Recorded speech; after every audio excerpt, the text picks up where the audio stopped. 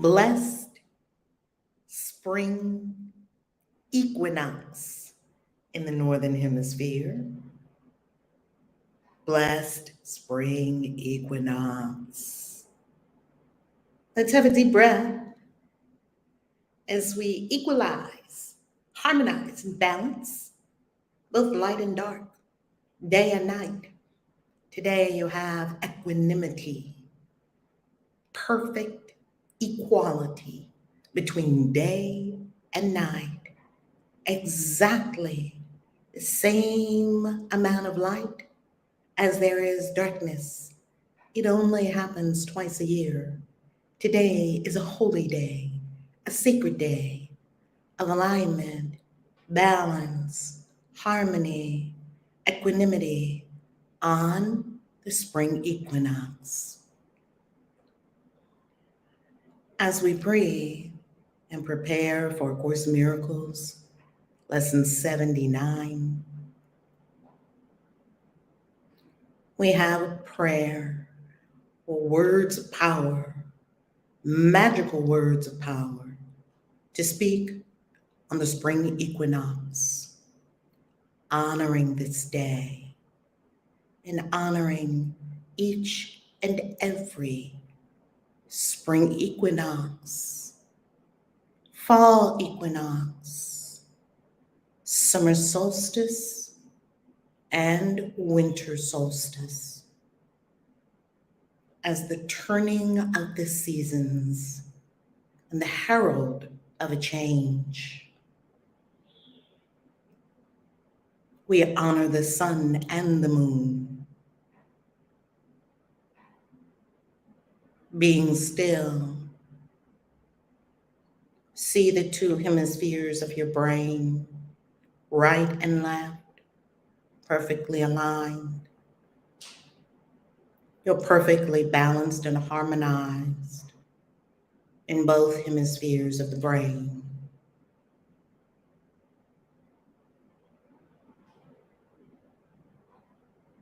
See a yin and yang at your heart.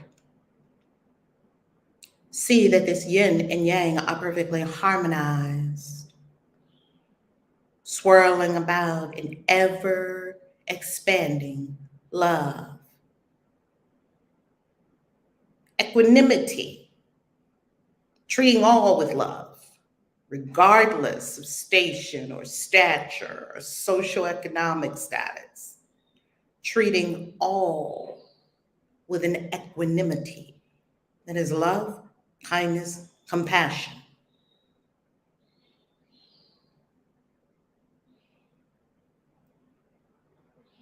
And now see both sides of the body perfectly aligned.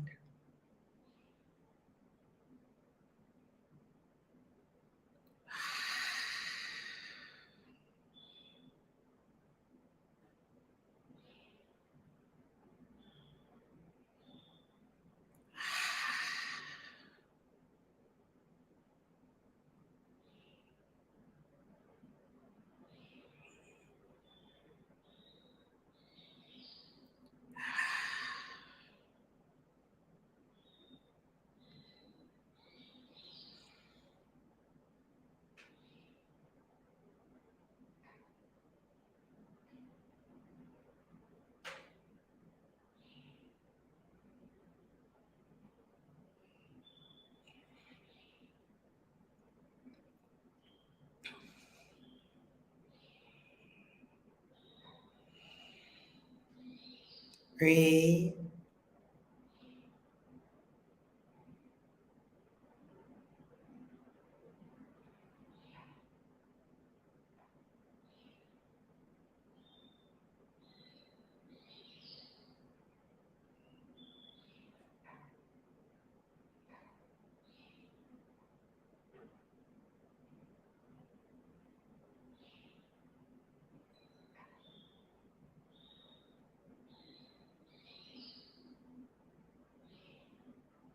Harmonize. Intuit into the yin yang here on the spring equinox. See the yin yang at your heart. Know that law of gender all contain feminine and masculine energy. Harmonize the feminine and the masculine energy. Harmonize the light and dark within. Harmonize rest and action. Today is the day to bring oneself into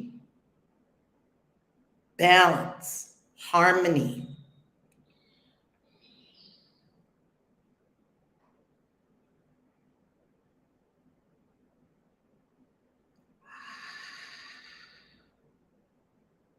Breathing.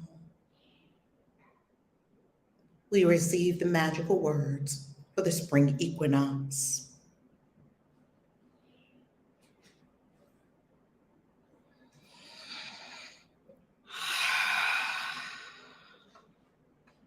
Our secret prayer for this day.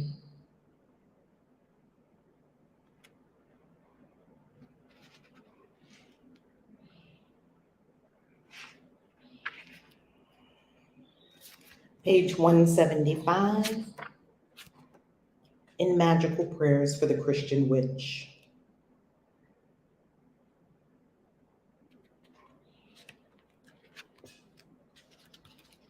All of the prayers offer essential oils and tarot card correspondences.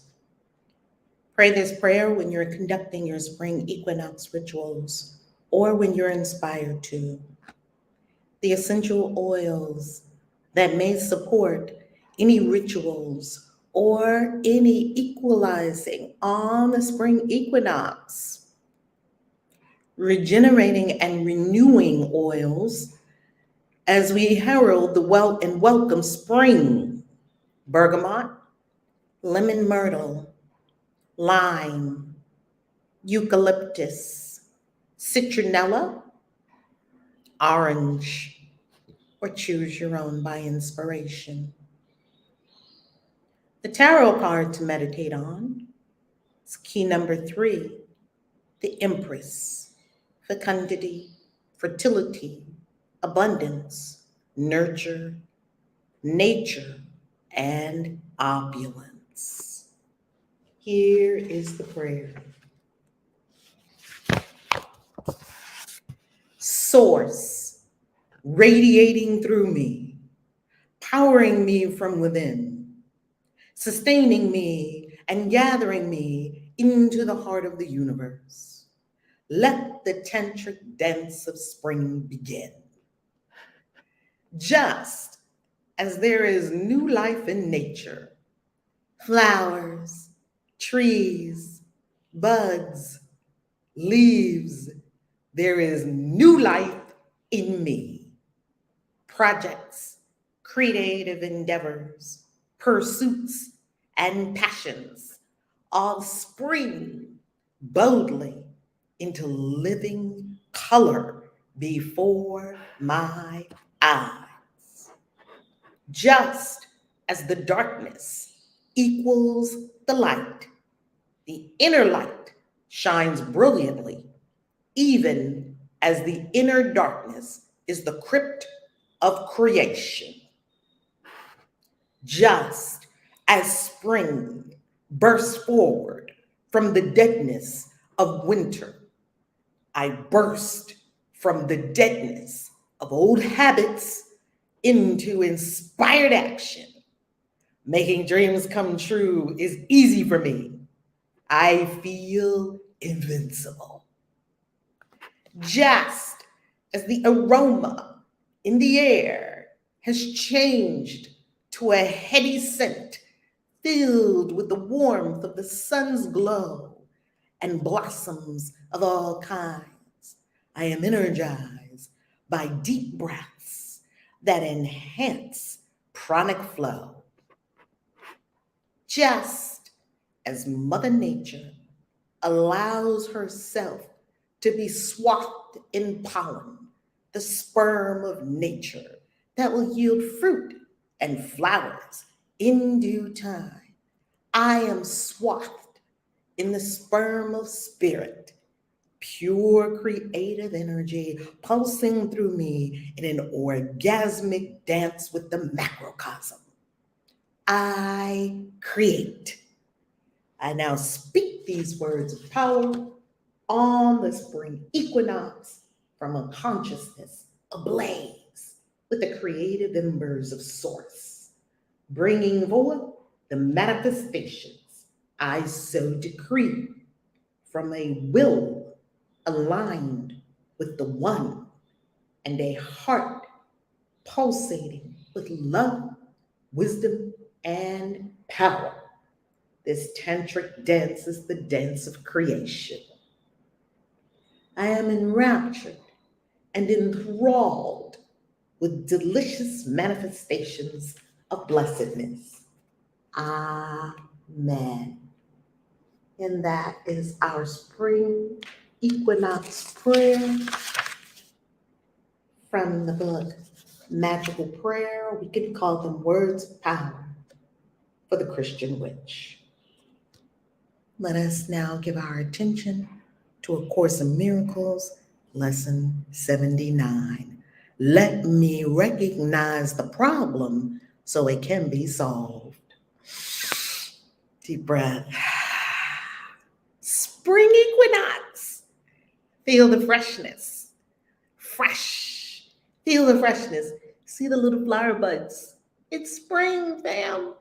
In the northern hemisphere, and all of you in the southern hemisphere, welcome the fall equinox. Let me recognize the problem so it can be solved. Here we go.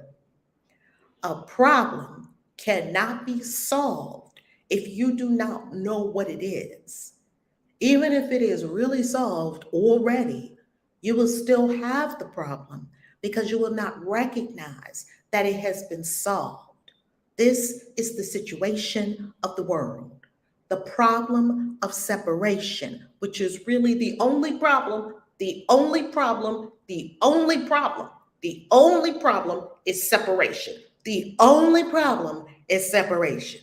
The only problem is separation, pardon me, has already been solved.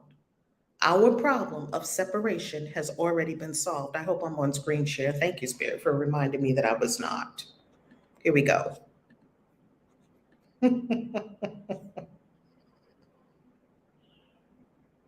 Okay, let's see. Let's try that. Oh, let's try something. Here we go. There we go. I hope this works.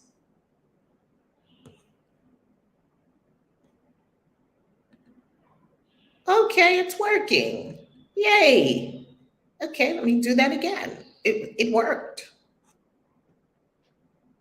One moment, family. Thank you so much for your patience. A problem cannot be solved if you do not know what it is. We've already said that. The only problem is separation has already been solved, yet the solution is not recognized because the problem is not recognized. So this is all would appear to be, with the exception of one sentence in here, this would all appear to be common sense. If you have a problem and you don't know what the problem is, you won't know if the problem's been solved or hasn't been solved, and you won't know the solution. Now, the Course is telling us the world has one problem and one problem only. It does not have 50 different problems or a million different problems or problems of racism or problems of war or problems of starvation or problems of supply chain or problems with money or problems with economics or problems with bad governments or problems with petty tyrants. It doesn't have all those problems. It has one problem. The one problem all humanity has been faced with is the problem of separation. Let's go further. Everyone in this world seems to have his own special problems, yet they are all the same and must be recognized as one if the one solution that solves them all is to be accepted. Recognize all your problems as one. Oh, there's not a problem with the kids and a problem with the boo and a problem with the health and a problem with the money and a problem with the house and a problem with this and a problem with that. That came from the idea of separation. Everything is separated into its tiny little parts. And you have a million things, yet they're all the same. It must be recognized as one. If this one solution that solves them all is to be accepted. First, you have to recognize that all the problems are one thing.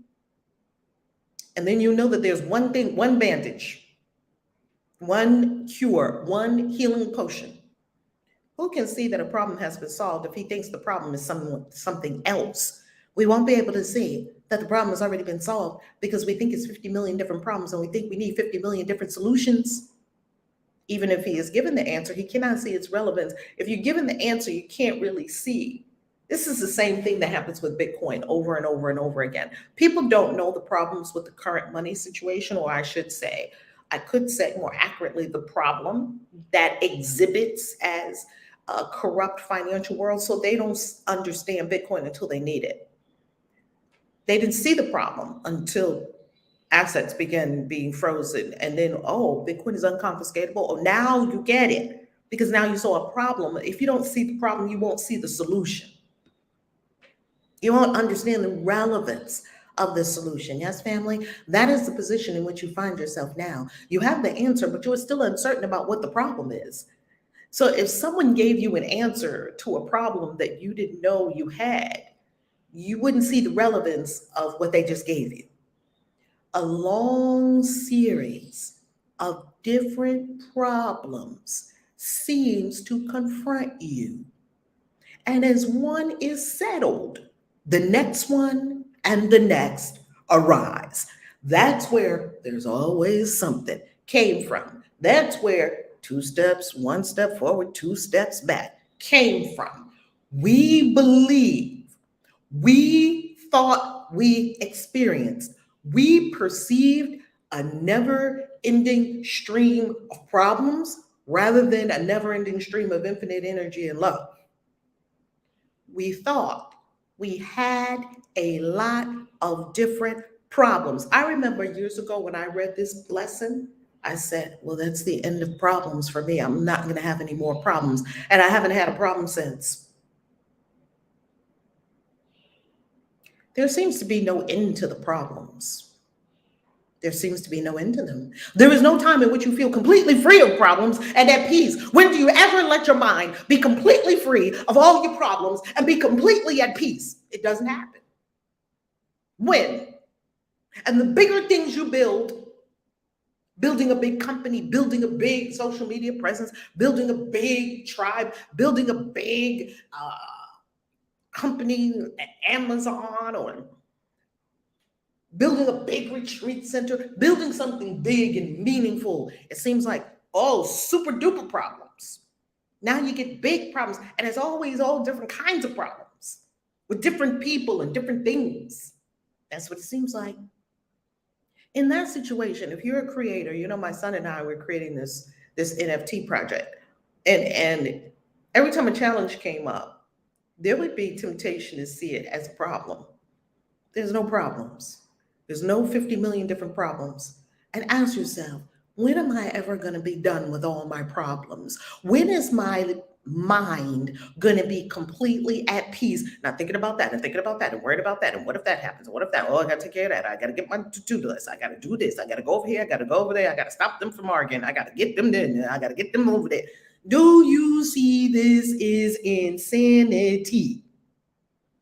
This is insanity. Yes, insanity.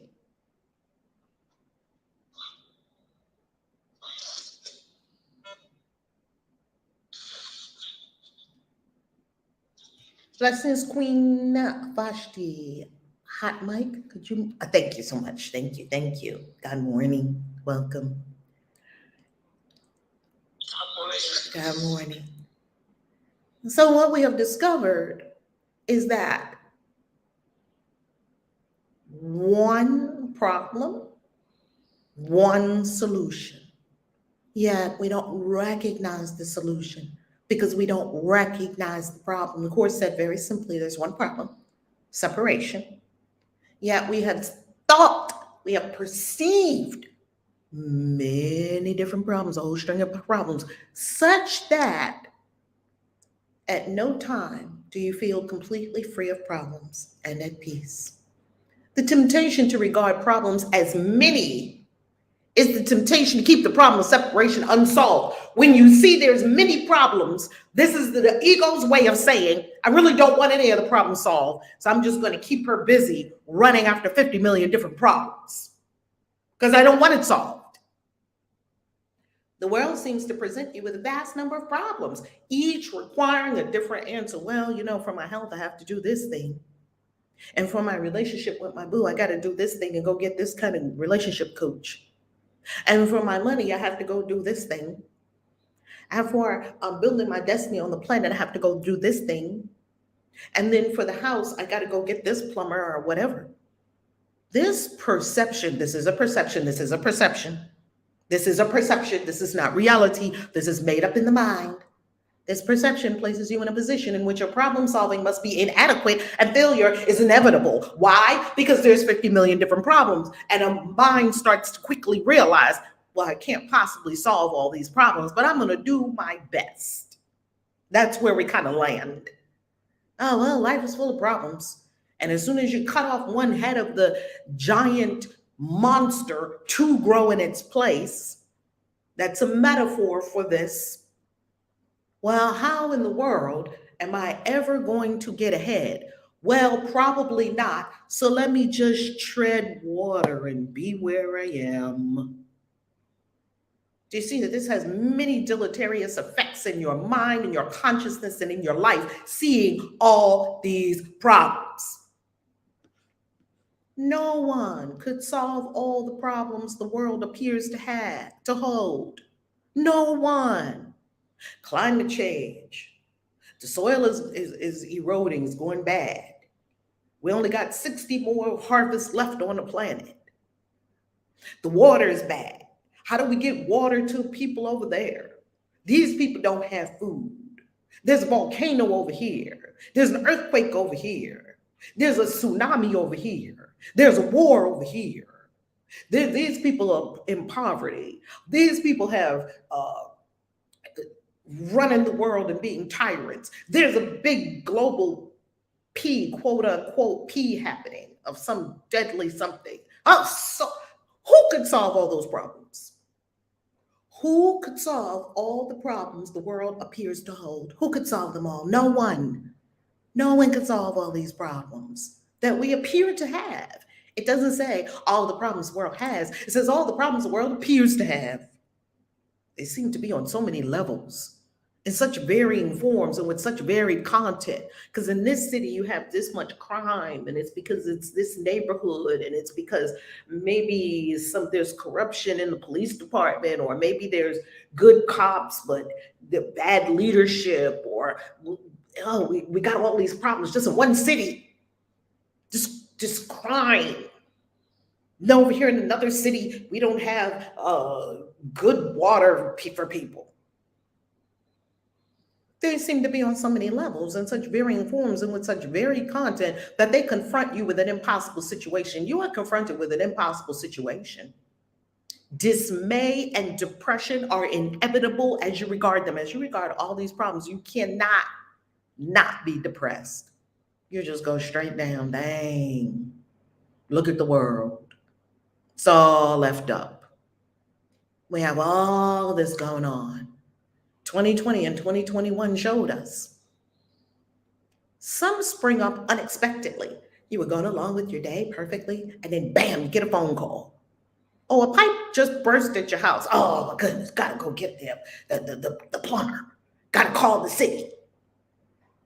It just sprung up unexpectedly. You get a call, your child's in jail. Oh my goodness, let me run over here and take care of this problem. What do you need for this problem? Oh, I got to do this, I got to do this, and I got to do this, and I got to do this.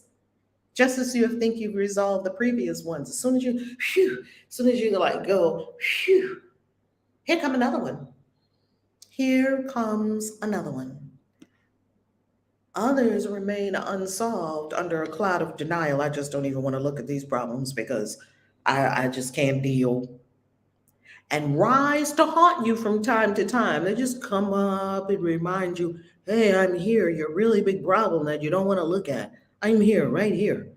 Yeah, just hanging out around you, hanging out in your auric field. Just, oh no, I don't want to look at that problem. I don't want to look at those problems. I'm just going to be in denial. Only to be hidden again, but still unsolved. Let me not think about that right now. I tuck that one down under the curtains. You put it behind the curtains in your consciousness. I can't deal with that right now. And it's going to poke its head out from behind the curtains and just haunt you every so often. You ever had that? I've had that. Every so often, it's just going to come out and kind of haunt you. And still unsolved.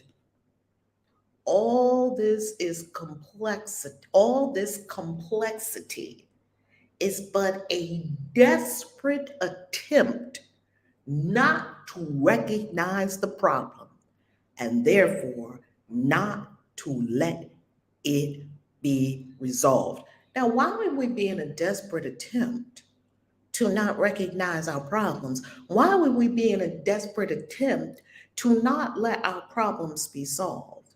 This is what the Course is telling us that we get to really be with and sit with, especially as today on the spring equinox. Don't carry this into spring. This day is fresh slate, clean. We're going into a new season. This new fresh season, it's brand new, it's spanking new, it's never happened before. Do not carry all your, I'm not even going to say what they are, P, into this fresh, beautiful spring equinox and the beginning of this fresh, vibrant, fertile birthing of flowers and beauty and birds. And you could be in paradise. If you recognize that your only problem is separation, the only problem is separation, the only problem is separation, the only problem is separation, no matter what form it takes, we get caught up in the forms. You could accept the answer because you would see its relevance. Once again, we didn't accept the answer because we didn't know what the problem was. So we did not see that even though we had already been given the answer, we did not understand its relevance because we didn't know what the problem was. And so we pushed aside the answer. Let me go run and take care of this problem with the kids. Let me go run and take care of this problem with the job and the boss and the this and that. And let me go take care of this problem with the employees and this and that. Perceiving the underlying constancy in all the problems that seem to confront you, you would understand that you have the means to solve them all. If you notice that there's a constancy in all the problems that seem to confront you, there's a web. There's something common to all these problems. There's an underlying constancy to all of them, even though it's weeds all growing from the same soil, yet it looks like I have this kind of weed over here and that kind of weed over there and that kind of weed over there and that kind of weed over there. And I've been spending my time plucking at separate different kinds of weeds rather than addressing the underlying soil from which all these weeds are springing from. You have the means to solve them all. You have the means to solve all your problems. I'm telling you, when I read this course last night, I stopped having problems abruptly. I pray the same for you. I hold as an intention for you that you never have another problem ever again, because you already have the solution. And you would use the means because you recognize the problem. You would use the solution because you recognize the problem. In our longer practice periods today, which will be 10 to 15 minutes. We'll have our first one today, 1 in the morning, 1 at night. Your consistency raises you. Doing it here, there, and everywhere, good luck. Good luck. I don't play with myself like that. Good luck. Kind of hanging in there and coming in here and doing it kind of, sort of. Good luck. If you're casual, you become a casualty. We have our instructions. And outside of being a robot, we do understand that something may occur here and there. We want your usual and your norm to be consistency, that people could set their clock to you. I'm working on that. Morning and evening, the practice periods, 10 to 15 minutes in the morning, 10 to 15 minutes in the evening. In our longer practice periods today, we will ask what the problem is and what is the answer to it. What is the problem, Spirit? We will not assume that we already know. Well, I have a problem with my health, and this is what the doctor said, and da-da-da-da-da-da. You see, the mind is filled with information. Trash the information. Because the information is so flooding our minds that we think we know what the problem is. Yeah, well, at the job, this happened and then that happened. And in my business, this happened and then that happened. And I was about to do this and I was about to do that. Then the whole team came up with, we were confronted with this problem and then blah, blah, blah. You see, the head is full of information about what we think the problems are. I'll bet if we asked everyone in this room right now to detail all your problems, write them all out on a piece of paper, you could write them all out in stunning detail. That is the problem. The problem is that you're seeing a problem first. And the second problem is that we think we have a lot of different problems. And the third problem is our head is filled with so much information about the problems. Do you see that we're in a web upon web upon web that we will not be free of unless we go to source? The Course says you can't free yourself. That's why you have a helper in the voice for God, because the mind that put us in this predicament is not going to be the mind to take you out. We're going to the lower egoic surface mind, thinking about things. How can I do this? And going to bed, ruminating on things and chewing on things and taking them into your dreams, therefore deepening them into the subconscious mind, therefore creating more of the same, therefore waking up and the mind is still chewing on it, because your mind still chews on whatever you went to sleep with. It's going to chew on it in your dreams. It's going to chew on it in the morning.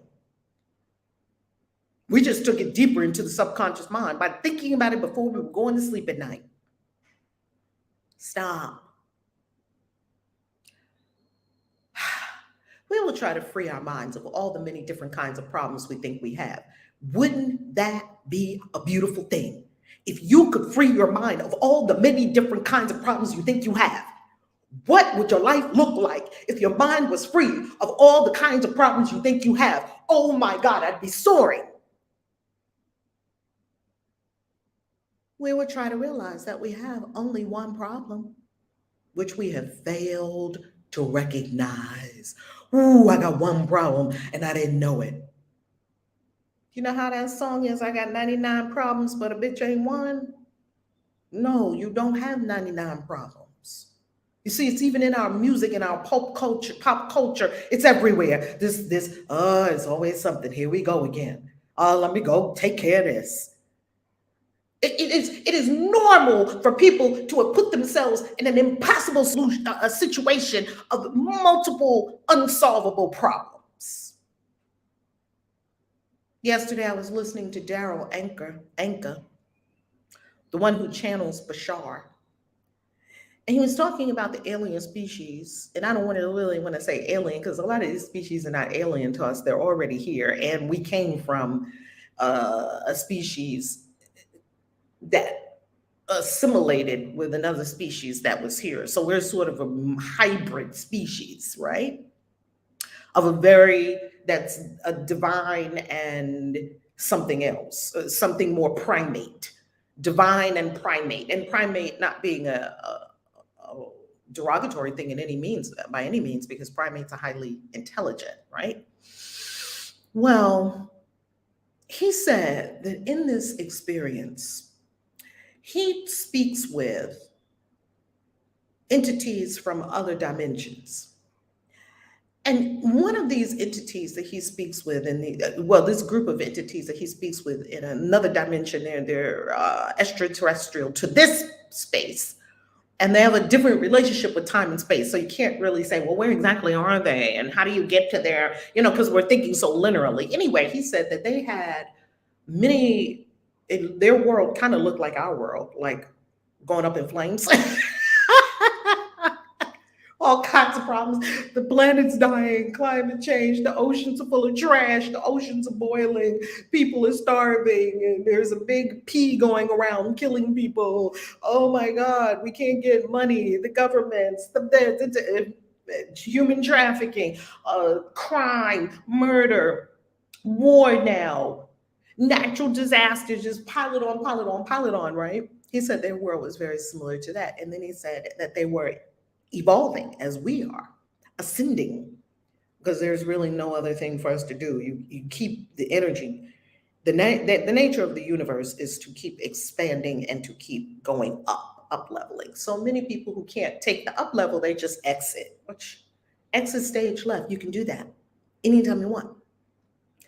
Well, he said on this planet where they were, that their world was having challenge like our world, having looks like many problems. This proves what we're talking about here from another perspective. And he said that they were ascending, they were evolving and evolving beyond. You know, we can evolve beyond war. Like we don't have to go out and get a gun and shoot somebody. You know that we can evolve beyond that. And all of you are here because we know this, and we're holding this knowing for the whole planet. We're holding it as a truth, as an already done, as a yay and amen. And so they were evolving very similar to how we were evolving. And then they said that there was this one child. So you had a lot of people, the balance was kind of like we have today in spring equinox. It was kind of 50-50.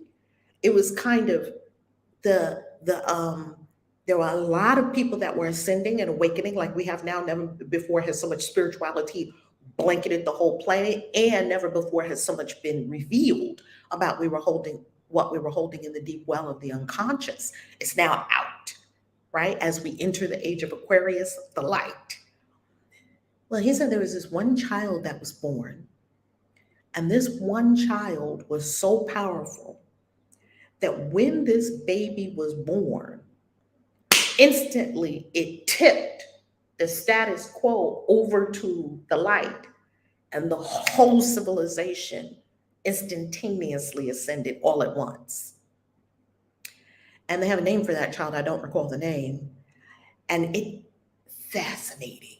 And what we are hearing in this story of this alien species that was describing to this is Bashar, who Daryl Anka channels. Bashar was telling this story about where he came from. And you can look up Daryl Anka, Anka, and Bashar, Bashar. And I've been watching Bashar for many, many, many, many years. And he used to be on YouTube. And then one day I went to look for him on YouTube and I couldn't find him.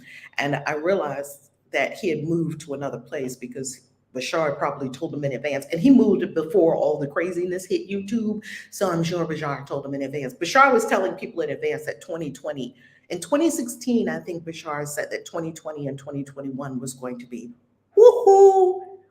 And when we hear this, we understand something. Critical mass can end all of the problems in a split second. We don't need everybody to go through some kind of process. Let's clean a little bit out of the ocean today and clean a little bit more tomorrow and clean a little bit more the day after the day. We got our 5-year plan. We have our 10-year plan. Put that in the trash. That is so linear and so 1, 2, 3, stack my blocks up. No, throw that away. Let's do it instantaneously. You can have an instantaneous elevation. Do you realize that this entity said, you can right now live in a world where there's no war? I really question, I've heard that there's a war going on. I really question it. And the reason I really question it is because it's nowhere in my experience. It's nowhere in my experience. And the same thing happened with, and you might say, oh, but there's pictures or there's videos. And now what I'm going to say is really going to blow your mind. It's really going to be tied in with this and the depth of this, if you really get the depth of this. I'm going to tell you something very strange now. Please This is the part where you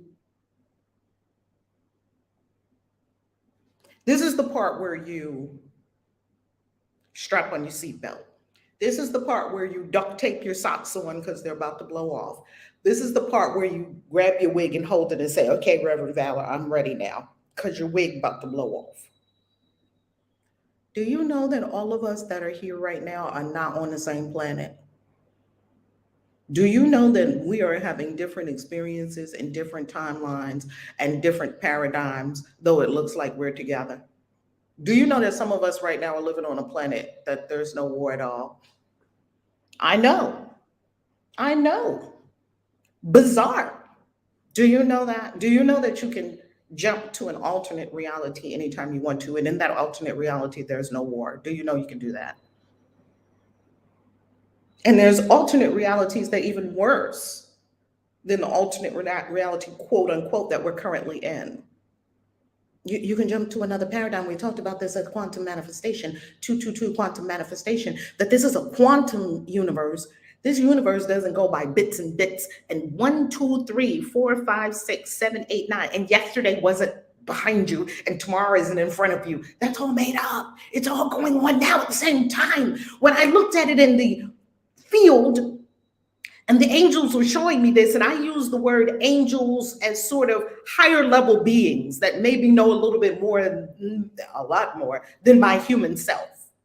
They have some kind of divine origin. So don't get caught up on the word angel, that it has to look like, this long flowing robes with long blonde hair and they're glistening. I don't know what an angel looks like for you. Don't get caught up on any of those. Go higher than that. Because in some places they look like a risha. In some places, they look like winged horses. They could look like a lot of different things to a lot of different people. In some places, they look like aliens, tall and huge and blue. There's a lot of different ways. This whole universe is full of a lot of beings and entities, and they are talking to us all the time. I mean, if you're open to the communication, you can just have conversations with them. And they're in alternate and parallel dimensions, and it's so much more than this little third dimensional Earth, and we're just walking around on the planet like little humans. Oh my God, here goes a UFO. No, it's so much more. And what these beings showed me was it showed me sort of like a stack, like it was all lined up, like 3-year-old me and this me and let's say 89-year-old me are all here now. It's all like in a stack, like in a flow. 3-year-old me wasn't something years ago. And 89-year-old me isn't something years coming. Get all of that out of your mind. It's frou-frou, it's foolishness, it's not how the universe operates, and it'll trip you up.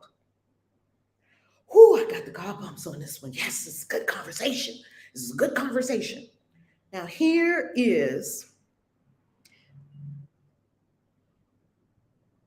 the important thing to understand. When you begin to see the underlying tapestry of the entire universe, that the universe is one whole contiguous thing, you will not see bits and parts and this little thing over here and this little thing over here. It's always parsing. Our consciousness, the conscious mind, it has scissors. It's cutting out things from the tapestry of the whole. It's cutting out a little boo, and it's cutting out kids, and it's cutting out, a body. We're cutting these things out of the whole, the quantum. Our minds do that. And then because we cut out these little paper dolls and we have them all lined up, we give each one of them a problem. Maybe 3 or 4 or 5 problems. Maybe there's 5 problems with one kid. Oh, every time I go to the school, the kid's doing this. Well, what if the kid ain't supposed to be in school? And see, and you think you got to run over here and do this. You think you have to run over here and do this. And this is how we become what would be the equivalent of looking like ants on the planet, running hither and thither, except the difference between us and ants is ants are on a divine purpose, and we're acting like ants and just kind of running around without a purpose. And then we wonder why life is empty. Why are we fulfilled? Why do we have this gnawing hole on the inside?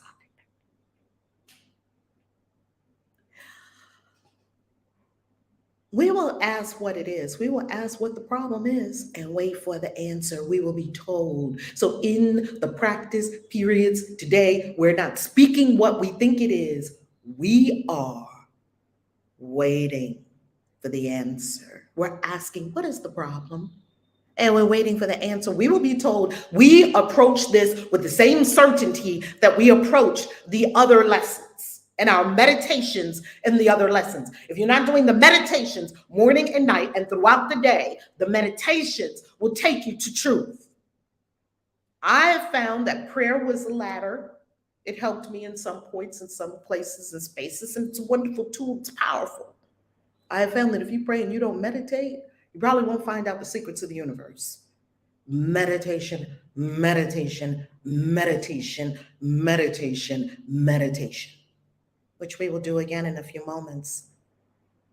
We will be told, then we will ask for the solution to it, and we will be told, first we're going to ask, what's the problem, Spirit? And listen quietly. We'll be told, and then what's the solution, Spirit? We will be told, you see, you have to experience this for yourself. The exercises for today will be successful to the extent to which you do not insist on defining the problem. Oh God, I got this problem with my child. They're going to school and the teacher don't like him and he don't want to listen to the teacher and why, blah, blah, blah. I'm going to God, describing a problem to God and calling it prayer. That's not a prayer. That's a problem description. That is not a prayer. That is a problem description or a problem definition and a problem description. Perhaps you will not succeed in letting all your preconceived notions go, but that is not necessary. You don't have to clear out all of them. Just clear out a space. All that is necessary is to entertain some doubt about the reality of your version of what your problems are. Just entertain a little bit of doubt about what you think all your problems are. Just introduce a little bit of doubt because we're so certain. Oh, this person, oh, they always do that. We're so certain of foolishness. All that is necessary is to entertain some doubt about the reality of your version of what your problems are. That's your version. You made that up in that nice big little head of yours, Val. I'm just talking to myself, I promise you. You are trying to recognize that you have been given the answer by recognizing the problem so that the problem and the answer can be brought together and you can be at peace. Bam! Bam! I take out a tomato. I have a problem. I would love this tomato perfectly sliced and put on my salad. I mean, I don't just want to put a big giant tomato straight on top of my spinach or whatever I'm eating it with. A knife would be great, or some kind of slicer would be great. You see? So you're sitting there with a tomato. You don't have a way to slice it. And then here shows a knife or a slicer. You use the knife or the slicer. You put your slices of tomato on your salad and you are at peace. Do you see that you have to bring the problem and the solution together? You have to bring the tomato and the knife together. The shorter practice periods for today will not be set by time, but by need.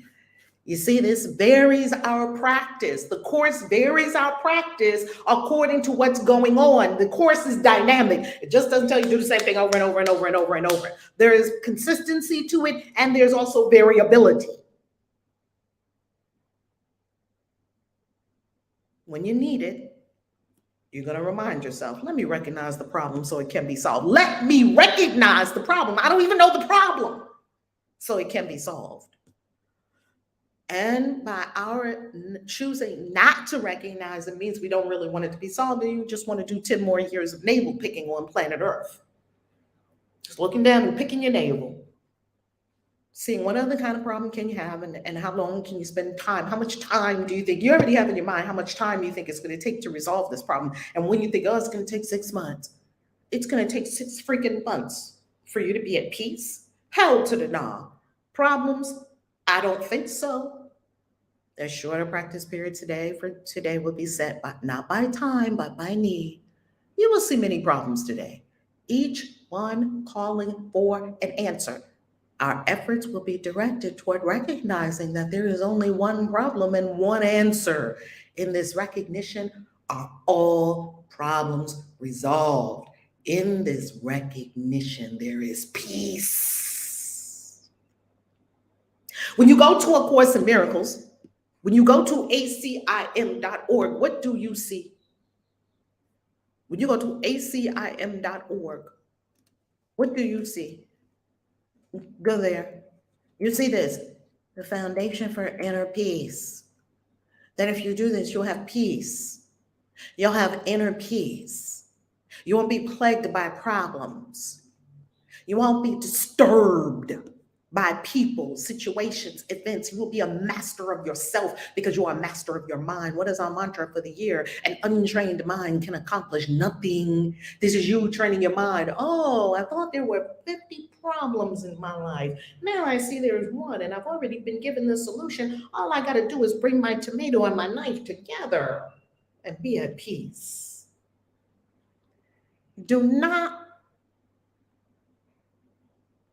Be not deceived by the form of problems today.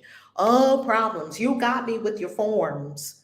You got me with all the ways that this thing shows up. You got me because I was running all over the planet trying to go here and do this and go there and do that. Oh, you got me. But today, I refuse to have 50 million problems. I got one problem, a tomato, and how do I slice it? And here's the knife. I've already been given a solution and I'm at peace. Today, be at peace. Today, do not let your head be weary with problems. Today, let them all go. Whenever any difficulty seems to rise, tell yourself quickly, let me recognize this problem so it can be solved. We don't want the problem solved. Something in our mind doesn't want the problem solved. That's why it doesn't recognize the answer. Well, we're going to end that today. Then, after making that statement, try to suspend all judgment about what the problem is. Then I shouldn't be in this problem, and they shouldn't have said that to me. Oh man, if you didn't just do this, well, oh, why you pay this electric bill late? Now the lights is turned off. You walk in the house and it's dark. I used to have all these problems. Oh, you got to pay the electric bill. Oh my God, the man came. Yeah, the man came, but we ain't have money. This was a literal problem I had. Can you imagine? Can you imagine? And then, oh, we got to run downtown to the electric place. I got to hurry up and make a phone call. Back then, and when I was having these problems, I had to run there and do it. We didn't have the internet and things like that. You couldn't make these problems go away by just going online. You had to actually physically go down there. I know it was the Stone Ages, right? And same thing with the phone company. And oh my God, you pick up the receiver. Yeah, we used to have a wire to a phone in our house. I mean, it was Stone Ages. And if it turned off, you actually had to go down there to the phone company. Oh my goodness, my phone is off. I'm sorry, I forgot to pay it on time. Then you got to go over here and do this. And the kids in school, I got to go talk to the teacher. End it. Are you at peace when you're doing any of that? That's all you have to ask yourself. Am I at peace while I'm doing all of this running around, solving all these problems, half of which I will tell you are not even yours?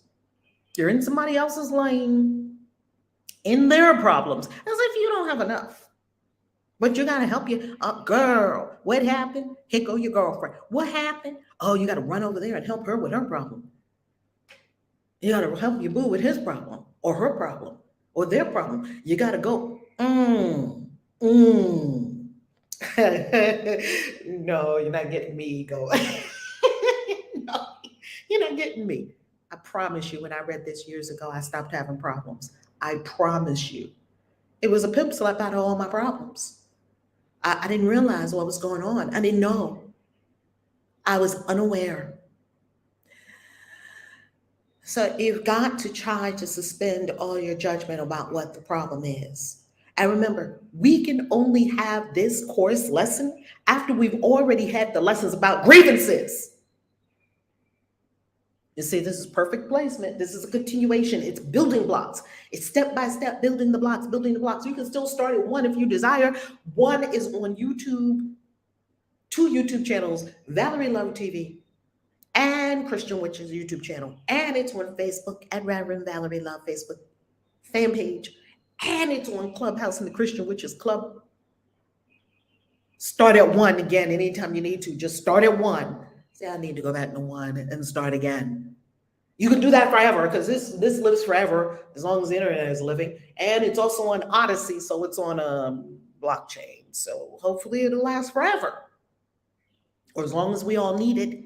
When we don't need it anymore, we'll all evolve instantaneously, like Bashar's world did. If possible, close your eyes for a moment and ask what it is. You will be heard and you will be answered. So, our first question that we're asking is, what is the problem? And the second question we're asking is, what is the solution? We're not saying, what about all my problems, God? You're saying, what is the problem? What is the solution?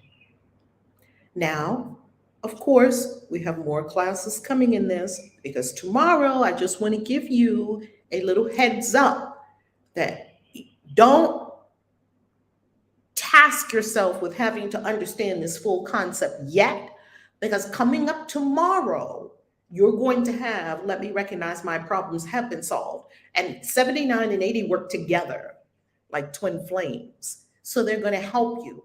So if today we don't all the way get to where we want to be with this, even though you can instantaneously, if you find that you have questions about it, 80 is coming and it will likely put a nails in the coffin and bury all your problems and cover the dirt over it and welcome to the spring equinox.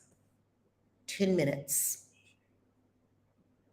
10 minutes is our practice period right now. 10 minutes. And we begin.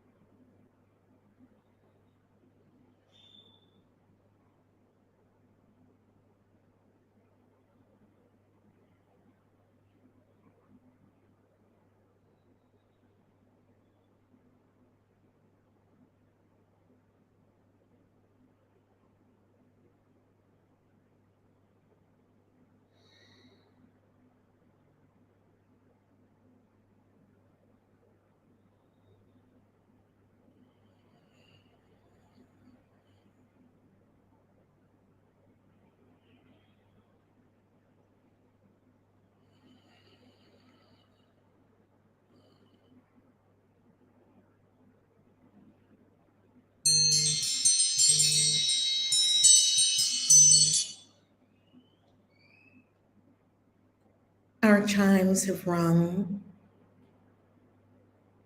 signaling we have completed our first practice period for the day. Let me recognize the problem so it can be solved. And now the floor is open on Clubhouse as we do every day. And very important, on Clubhouse, tell us, first of all, let your share reflect that we have been here for 79 days. That's the first important thing to understand. Let your share reflect that we have been here for 79 days. Yes, we're holding everyone to a very high standard, including myself. I have a message that I'm going to be recording for Ascension today, and that I'm sending to all our Ascension members because there's something that came into my spirit that is got to go out to all of our Ascension members, and it will go out to you today because I realize the urgency of messages when you receive them, go with them right then. So, Sweetness, how did you get on stage? Oh, you brought Sweetness on stage earlier? Well, I thought I saw her hand raised, and then somehow, I'm not sure. Okay. I thought I pushed the wrong button, so then I just invited her. But maybe that was Spirit's way of having her on stage. I don't know. Okay. Something was going on. Something was going on because when I looked at it, I was like, oh. And I saw Sweetness on stage. I started to move her back to the audience, but then I was like, I ain't touching nothing because I don't know what's going on. I don't know what anything is for. I don't know. Something's going on. I don't know. Let me leave it alone. So what? And she messaged me, and she was like, "Did you mean to put me?" Yeah, there was something going on. Yeah, Spirit put Sweetness on stage. So what you got to say, Sweetness, is on you. I was not planning on speaking today, but I saw her and she said, I messaged her. It's like, did you mean to do that? So. Well, I have a message for you, Sweetness. I'm so happy you're up here. I have a message for you and Angel, for you and your sister. Okay. Yes, sounds good. Sounds good. Yes. Okay, beautiful. I was listening to the beautiful room that happened with Rainbow Warrior and you and him on stage. Oh my goodness. I tell you, that conversation brought tears to my eyes, Sweetness. As he was speaking, literally, I had a tearful moment. And I told him this in a message he was messaging me. I don't message everyone because I can't. Something told me to message him. I'm definitely getting one of his sessions, his reconnection flow sessions. I'm definitely getting one of his sessions. So we were talking, and I told him that I was listening. I shared with him that as I was listening to the room, a spontaneous eruption of tears came to me, not from sadness. It was the mystical experience. I have these mystical experiences, and you probably do too, where you can look at a leaf and just burst out into tears. It's so beautiful. That was the awe and beauty of the universe that touched my very soul. And this is what came to me as I heard you and Angel sharing. I never knew Angel was a writer. I was like, how did we know Angel all this time?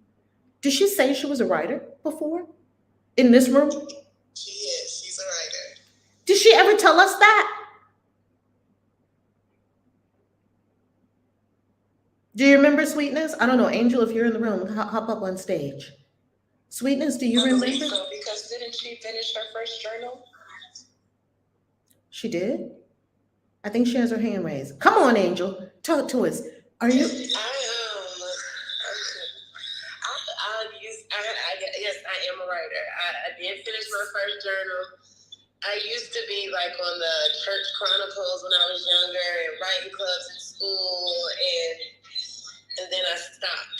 So it's something that I'm starting to pick back up because I lost faith in myself, in my words. I lost my words. I don't know, it just stopped. So now I am back at it. A writer cannot lose your words.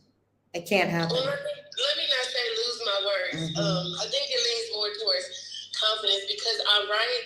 Everyone has always told me, even when I was an administrative assistant, it took minutes noting notes, and they would be like, "We can hear you when we read your notes," and I was like, "Oh, I'm sorry." They're like, "No, no, no, no, no," and I would think like I wasn't as professional as others, and they're like, "No, when you write, we see and hear everything that you're writing. So keep going." So I guess it was more like, yes, a confidence thing. But yes, ma'am, I am back to writing. Had you told us before in this room that you were a writer? No, ma'am. I knew that. I knew that because I listened. I never said like I write. That's right. I knew that because I listened to everyone who comes on stage intently. And as soon as I heard that in that room, I said, Angel never told us that. Not in blaming, simply we had no idea. Trust me, if I had had an idea that you were a writer, you would be getting an assignment like the one you're about to get now. Are you ready? Yes, ma'am. Okay, beautiful. You're going to write the foreword for our new book. This community is writing a book. And the book, anyone can participate. We'll tell you all the details later. Don't ask 50 million questions about the details. When it's time for you to get the details, you know them. Angel is going to write the foreword for this book. And this book is going to be Radical Transformation Stories from A Course in Miracles. And all of us are going to add a chapter to this book, a short chapter, because obviously the book would be like an encyclopedia if all of us went on and on and on. And what we're going to do, I was telling Harmony this the other day, I said, we're writing another book. Remember how we did What is Beauty? We wrote a book in 30 days and it was done. And everyone had their picture and their story and done. Well, this one is going to be done. We got a little more time with this. This one's going to be done by November 30th. And the book is going to be there when we have our party and our celebration after 1 year of doing this. Look, I'm having a big old party. I don't know about y'all. I'm celebrating. I just may stay up all freaking night. Okay. And Angel will write the foreword in the book. And the book, it doesn't have an exact title yet. It's going to be something like, don't pin me down on this, okay? It's going to be something like, it's a book. It's cooking in the cauldron. It's cooking in the cauldron. It's like a baby. You don't know what the baby's going to look like when it comes out. Don't strap it down, okay? It's going to be a book. And it's going to be a book full of our radical transformation stories from a year of A Course in Miracles every day. And it's going to say things like, I quit my job after 13 years. I moved to Mexico with my boo. I went to Dubai and 3 other countries. It's going to be so short to the point, and it's going to have your name. I see a vision of it. On one side of the page is your picture and links to your socials and this and that. And on the other side, it's one page, 8.5 by 11, right? Like a decode yourself size, right? 8.5 by 11. And on the other side, it's going to have your transformation story. I mean, so powerful and encapsulated. It's not going to be a lot of words going on and on and on and on. No, it's going to be so encapsulated. Just one little sentence about when I started A Course in Miracles on January 1st, 2022. This is where I was. Now, here's what happened. Left my job, started my business, started my coaching practice, making this amount of money. I have more money, more time, more freedom, and I'm at peace. Boom, signed, yours truly. It's not going to be an encyclopedia because we can't have an encyclopedia of everybody's thoughts. The best writers can take a big idea and shrink it down into one capsule. We want a capsule from everyone who wants to be in the book can be in the book. We'll give you the details later. I don't know what all the details are. We don't care about details right now. We're simply swimming in the big ocean with the universe, and we're getting a vision of what things are. And then it starts to cook and form and crackle and come down. We got months. We got plenty of time. We're good. And Angel, as the gifted writer that she is, do you accept the assignment to write the foreword for us in the book? I accept. And you will be the chronicler to say, what were we doing? Why were we doing it? You will write that in the foreword, yes? and in your own lovely way, and why you're asked and given the honor of writing the foreword for this book, and what it means for the world, and how people are going to benefit from reading this book. Okay? Do you accept your assignment? Yes, ma'am. Yes, ma'am. Oh my God, I'm over here. I can't breathe. I'm shaking. I'm pacing. Oh, mercy. Come on, girl. Because writers write. And that's what I say in all the writing coaching programs. Writers write. Writers write. I'm going to share with you some of the incredible beings I have had the opportunity and the blessing of coaching and writing their books. Dr. Jiwa Lee wrote her book at Your Book in a Weekend, Washington, D.C., Core Perfectum. She wrote the whole thing in one weekend. And then, of course, later she massaged it and she perfected it and she got the words down. Okay? Queen Hadassah. As you know, Dr. Denise Bacchus wrote her book, Workplace Voodoo, at Your Book in 5 Days, Bali. The Incredible Harmony came to Quantum Leap Dubai and came back and wrote over 100 books, which she has low content, no content that she makes royalties from every month. Dr. Nanetta Payne wrote a book on self-love. Rosa J. Hodge, as you know, Mama Rosa, wrote a book on I Am Affirmations for Living in one of our programs. Another sister wrote, Zaire wrote 10 Lessons I Learned from Being a Lesbian Domestic Abuser. She went through a lot to write that book. Do you see that the words you have inside of you must be expressed, or else it's going to turn into something else inside the body temple, trying to lock down that energy and not allow it to express? It will turn into something else in the body temple. Are we aware? Yes, Angel? May I share something? Please do. Okay, so that was just the answer to one of my issues. I was going to actually do like a discovery call with Dr. Jiwa. I have this knot on my elbow. Right, and I don't know where it started off like a wart size, like scab feeling thing. So I picked it and it came out, and then it came back. I thought it was gone, and it came back, and now I have this huge knot on my elbow, and I have been trying to figure out, like, where did this come from? Okay, it's all inside. What is this? What is this? Where is this knot coming from? And it's on my right hand, which is I'm like, I write with my right hand. And then when you just said that, like when you don't create, like you don't write something, it happens in the body temple. It's like, that's what's on your elbow. So, thank you.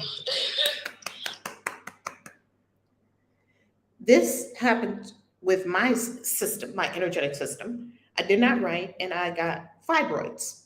It took me 10 years to write and publish my first book. I'm a writer. I've been a writer ever since I was a little girl. I would be reading books and reading stories all my life. It's in my Galactic Signature. The first line of my Galactic Signature is, I endure in order to enchant. I'm a storyteller. If I don't tell stories, I will die.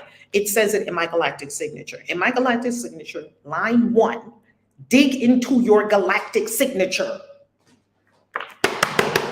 Decode yourself. Get it. Dig into your Galactic Signature. All the lines, every word of every line. I endure. The first line of my Galactic Signature, Kin 234, White Cosmic Wizard says, I endure in order to enchant. That means the only reason I'm living is to enchant, is to do this, is to tell stories and get on stage and tell stories and enchant. I'm an enchantress. And if I don't do that, I die.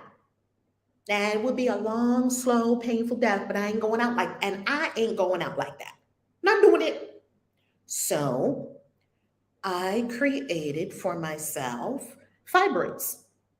And when I went to Louise Hay, the incredible being who channeled all of this information to us about things that show up in the body temple, and it could be even beyond that, of course, unexpressed creativity, fibroids. Unexpressed creativity. This is not medical advice. I'm not telling you not to go see a doctor. Go see all the doctors you want. I'm not telling you not to have all the procedures, have all the procedures you want. I hope while you're having the procedures in the body, because you're not a body, I hope you're changing your mind. I hope you're changing your mind. So I had to change my mind, started writing. That's why I'm a prolific writer. I've written over 1 million words. I'm in the over 1 million words club or whatever you want to call it. I've written over 1 million words, written and published over 1 million words. One book is about 75, 80,000 words. Confessions, this book by itself is over 100,000 words. So 10% of the published words is right here in one book. Writers write. Say it with me, Angel. Unmute, say it with me. Writers write. Writers write. Writers write. Writers write. Writers write. Writers write. Writers write. That's what we do. Writers write. Writers write. That's what we do. Every day I write. Every day. Look, what do I walk with? I walk with a journal. And what do I walk with? Pens. I don't even care when I'm writing. I'm writing. You see all these pens? I can't run out of pens. Every day I'm writing. Every day I'm writing. Guess what? The fibroids are fucking gone. Been gone. Cleared my system. Raise my vibration. Raise your vibration to where these things can't live in your body. Raise your vibration. Now, here's the message for angel and sweetness. Come boldly to the throne of grace. Do you know that story? That scripture? Let's look up that scripture. Let me find it. Come boldly to the throne of grace. Here it is. This is your scripture, Hebrews 4:16. Let's look it up. Are we screen sharing this one? Let's screen share. Hold on.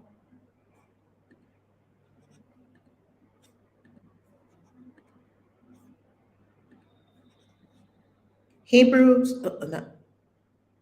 4:16. Everyone go get it. Hebrews 4:16.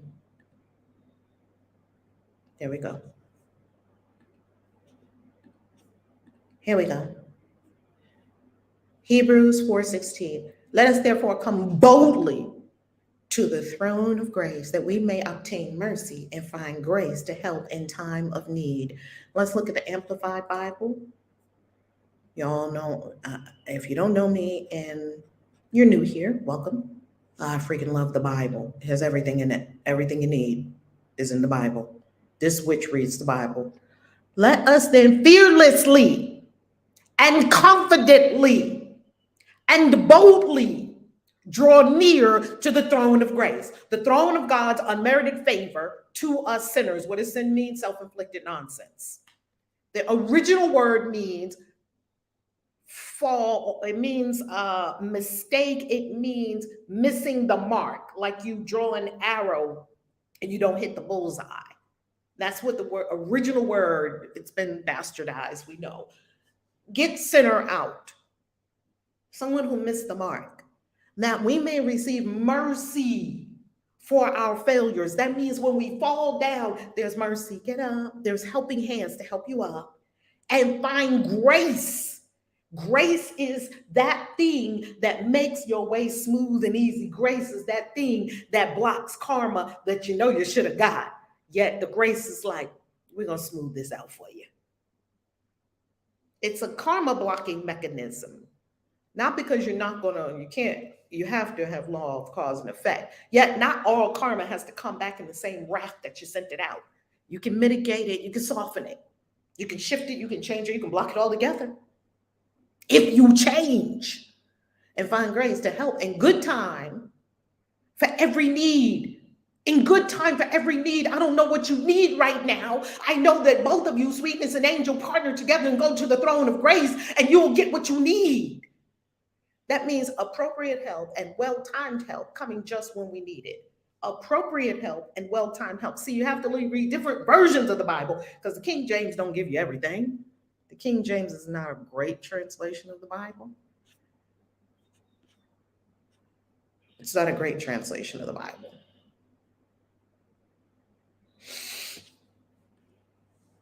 That's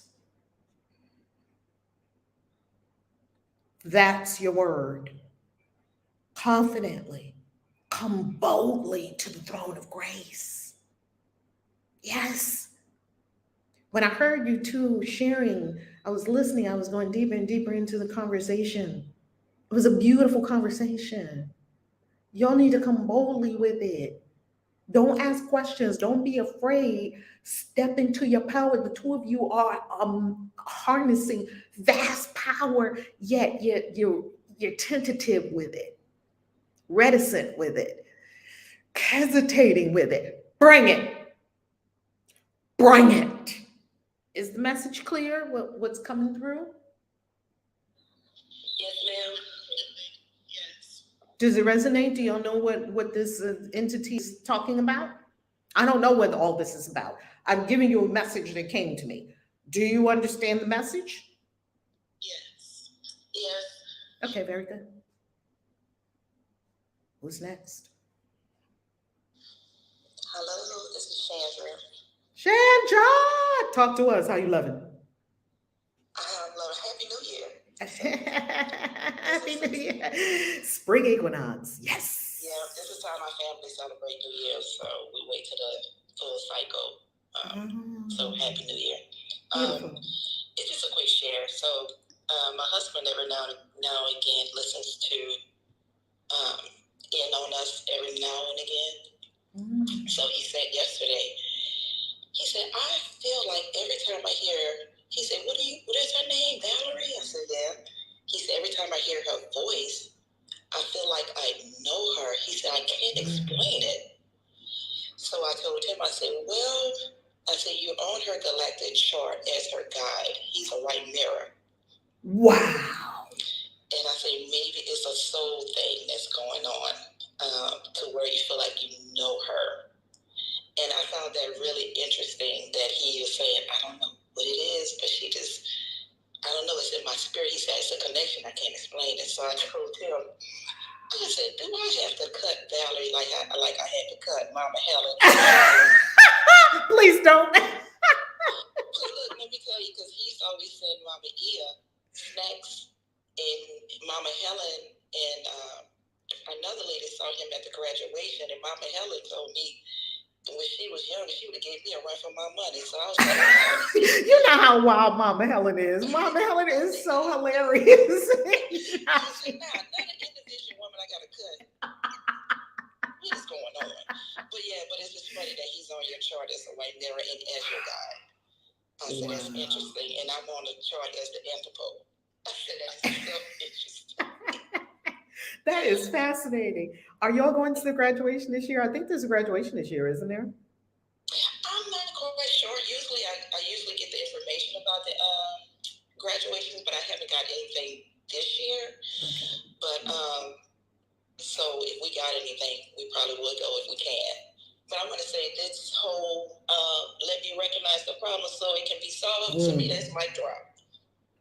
Because like now that we have this lesson and this information, I'm like, there's nothing else that can happen. Like I could just go with that and say, okay, what's the problem and how can it be solved? And that's it for me. And that's all I have to say. I'm complete. You know, as I did the meditation, I asked, what's the problem? It said fear. And so what's the solution? Love. It was so simple. Mine says, when I asked what's the problem, you. And I said, what's the solution? Trust.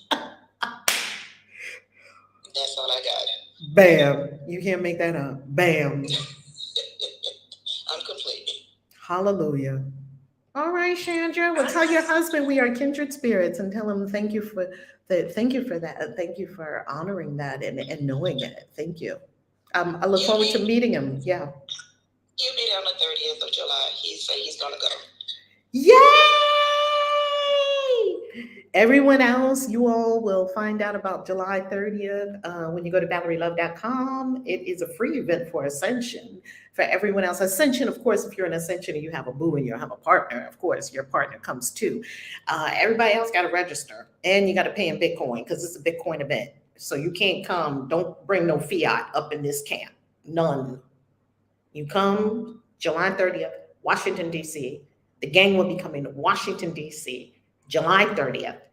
Woohoo! It's at valleylove.com. Who's next? I must say, welcome Dr. Jiwa to the stage. No way. Jiwa is not in here. She's on the stage. Look, I had a problem that needed to be solved. I kept hitting the invite to speak. Wait a minute. Jiwa is not. No, wait a minute. Jiwa is not on Clubhouse. Jiwa, how you get on Clubhouse? I've been asking Jiwa, come on Clubhouse. She's like, no, I ain't coming on no Clubhouse. Please, Jiwa, come on Clubhouse. I was begging Jiwa, please come on Clubhouse. Jiwa, come on Clubhouse. I know I was sounding like a broken record. She said, I'm not feeling it. I was like, okay. I'll stop asking. Jiwa ain't coming on Clubhouse. Jiwa, what you doing on Clubhouse, girl? You love it. Can you talk, Jiwa? You got to unmute your mic. We see you got the new sticker. Welcome to Clubhouse. Girl, you can save so many souls here. All right, here I am. Everybody on stage, give it up for Dr. Jiwa. Oh my goodness.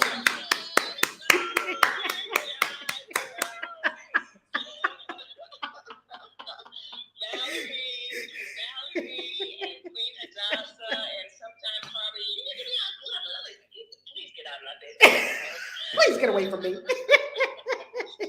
She was like, no, I'm not feeling it. Nope, I'm not coming. Oh, come on, Jiwa, please. Come on, Clubhouse. We were plotting. I said, Rev, how come Dr. Jiwa is on a Clubhouse? She's like, I tried to get her on Clubhouse. Maybe you reach out. I said, okay.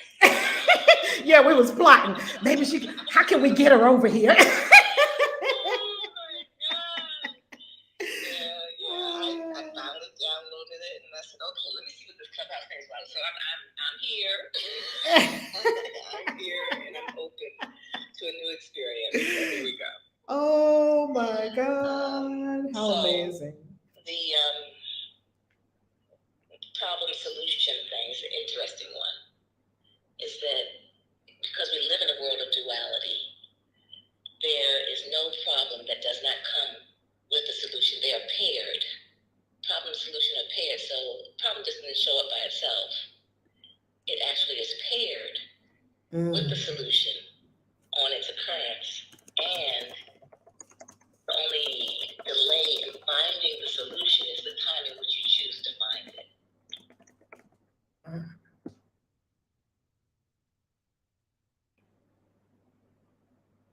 You got to say that again, Jiwa. Okay. So we live in a world of duality. And we live in a world of duality, seeking to get back to oneness, seeking to connect with divine source as oneness. But since we're in the world of duality, everything is dual. And so a problem cannot present itself by itself. A problem is always paired with a solution at the time of the development of the problem. The only reason why it may seem like it takes time to get to the solution is because of our decision and our choice in finding it. Is that helpful? So what you're saying is that as soon as a problem appears, as soon as the tomato came up with no way to cut it, a knife appeared with it, that the problem and the solution arise together. Right. And so there's only, as you know, and as you've been saying, there's only one true problem and only one true solution. The problem is the idea of separation, not the reality, because it's not real. The idea of separation. And the solution is identifying with God. So any problem that you experience is one of separation, one of not identifying as your true self, as your divine self. The solution is always going back to, who do you say you are?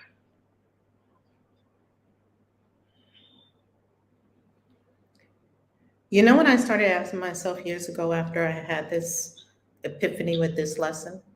I started asking myself, is God having this problem? The answer was always no. Then why am I? God's not having this problem. Yeah, God doesn't have problems. God does not have problem. So, what side of the pole are you standing on? Are you standing on the side of victim, or are you standing on the side of God? It's always a decision. That's always the one decision. Where am I standing? Am I standing in my divinity, or am I standing in my ego consciousness? Knowing that nothing will be solved on this side. I have to go where the solution is, and that is back to understanding and living through my divinity.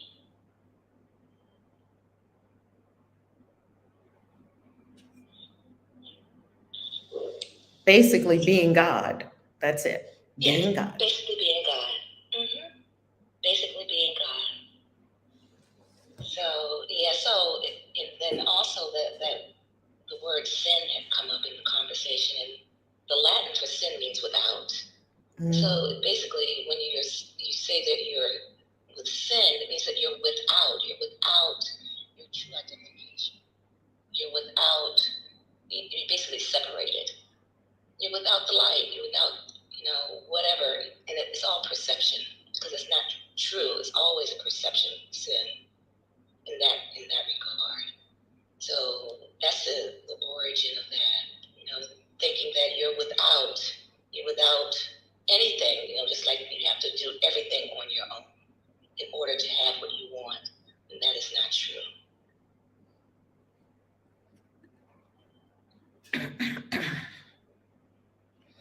There's a delay. Can you hear me? Oh yeah, we hear you perfectly. Yeah. Okay. If there was a delay, I don't know if I would know it. Oh, you're going by the YouTube? Well, no. I was just saying there's a lot of airspace after I say something. I didn't hear you. We listening.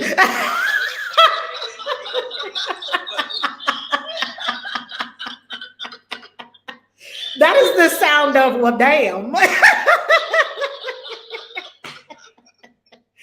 Oh my goodness. You know what I love about Jiwa? How she puts things so simply and plainly, and like, this is how it is. Like, and it's something so profound that it changes our whole lives, right? The truth is so simple, family. It's so simple. I made up a lot of problems for myself, and I'm gonna stop doing it. It's that simple.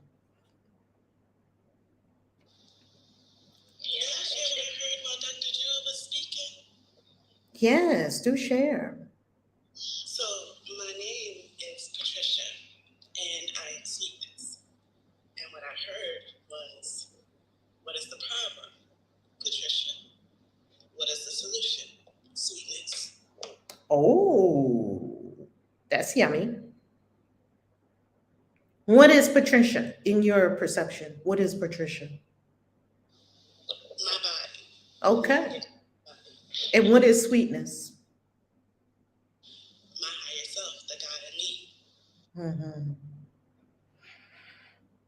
That's the answer.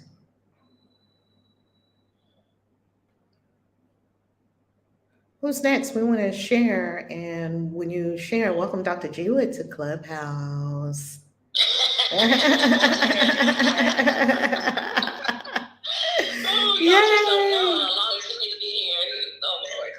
You're going to have so much fun here, Jiwa. Oh my goodness, you're going to have so much fun. Do you like it so far? How long have you been on Clubhouse? Just a day I've been on, and I have questions. I don't know, how this thing works. I've been, it's a little overwhelming, all the things that are available on here. So I'm just taking it in right now. All the different rooms. I'm like, wow, this is really interesting. Who knew? I guess y'all were trying to tell me, but yeah, there you go. It's all good because, everything in time and when it's right for us, if it's right for us, we'll be there. We can't not have what we can't not be somewhere Spirit wants us to be. And we can't be in the wrong place, right? It's always perfect. Right. Yeah. Exactly. Yeah. It was the season for it. Mm-hmm. Mm-hmm. Because now the outcry of souls looking for help. Some of these rooms are very fascinating. They have rooms about everything. It's a whole universe, and it's all audio. It seems very intimate as well. Clubhouse has an intimate feel to it. It really is very interesting. The feel, it lands and feels different than YouTube and Instagram. It's very different. I've never had an audio only experience back and forth. It's like a big party line telephone call with a bunch of your friends. It's very fascinating. I can see that. Yeah. All right, who's next? Good morning. Welcome to Clubhouse, Dr. Jiwa. Yes. Oh my gosh. Yes. Good morning. Look, our diabolical planned word. Yes. This is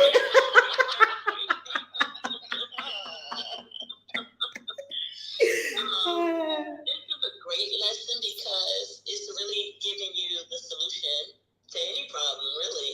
I heard distraction, and my solution was deeper spiritual practice. I received that because everybody knows, you know deeply what's going on. So I received that.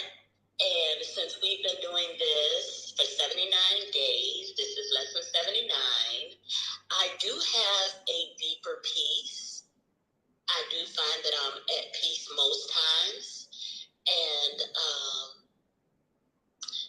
I'm going with the flow more. And I'm not doing so much. I'm allowing.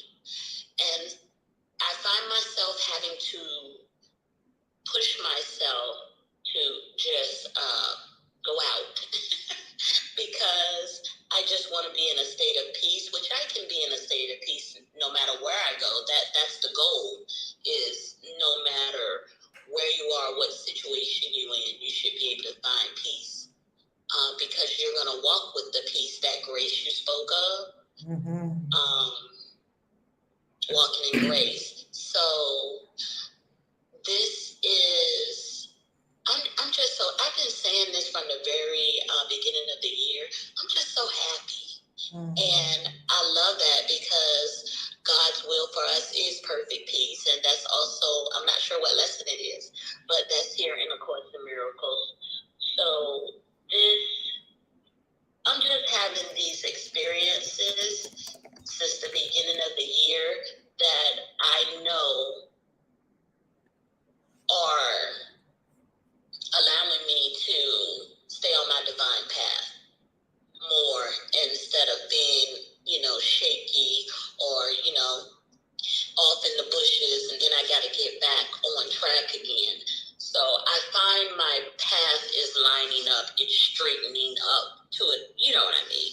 It's not going to be straight, but I find myself more on the path instead of off in the ditch or off in the bushes than I have been in the past, which we know now that there's no past. It's all the same. Okay, but that's my share. I'm complete.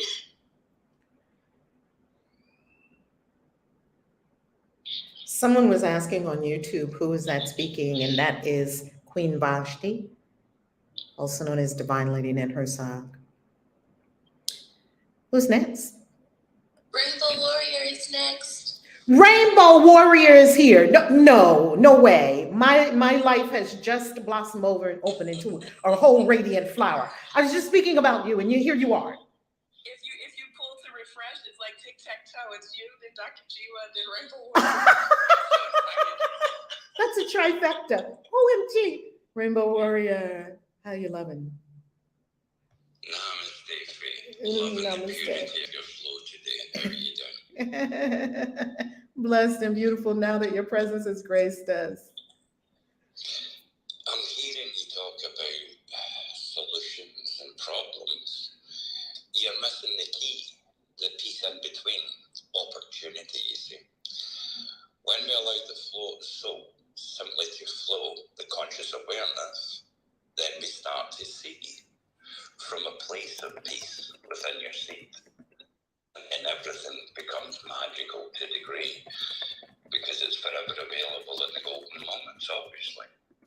An angel, for fuck's sake, your arm, the wee lump on your arm, that's your soul telling you, stop pontificating, get out of vision. See, your writing is a bit like going fishing, and just start to flow on the page. And it doesn't matter whether it makes sense to thee or not, you see. The words will just become your light.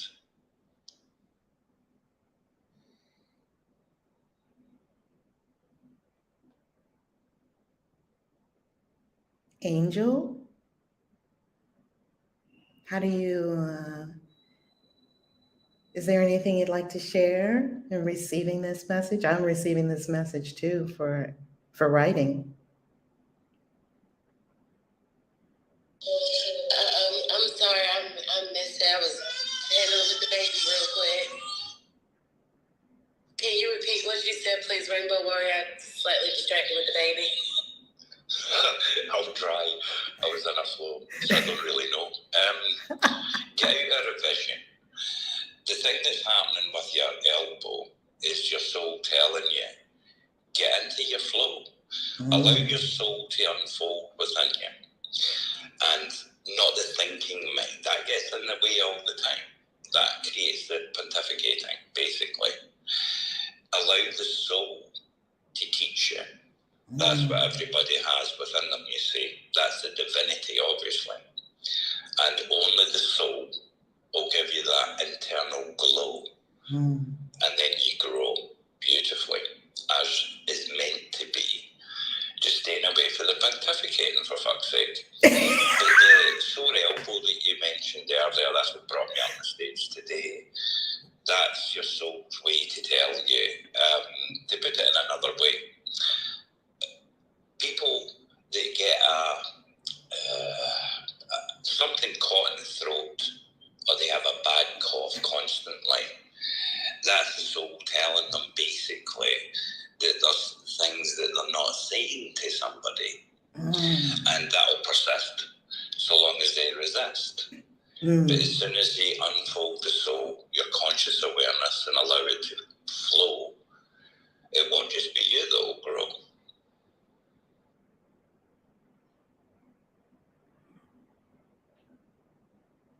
Yes, I got that time. Yes, I completely agree. I got the same thing out of that today with my elbow, is that I haven't been flowing. I haven't been writing. And I think that's what we were talking about in that clubhouse that you had about getting out of my mind and just writing, just letting it flow. So thank you very much for the reminder. I'm very appreciative.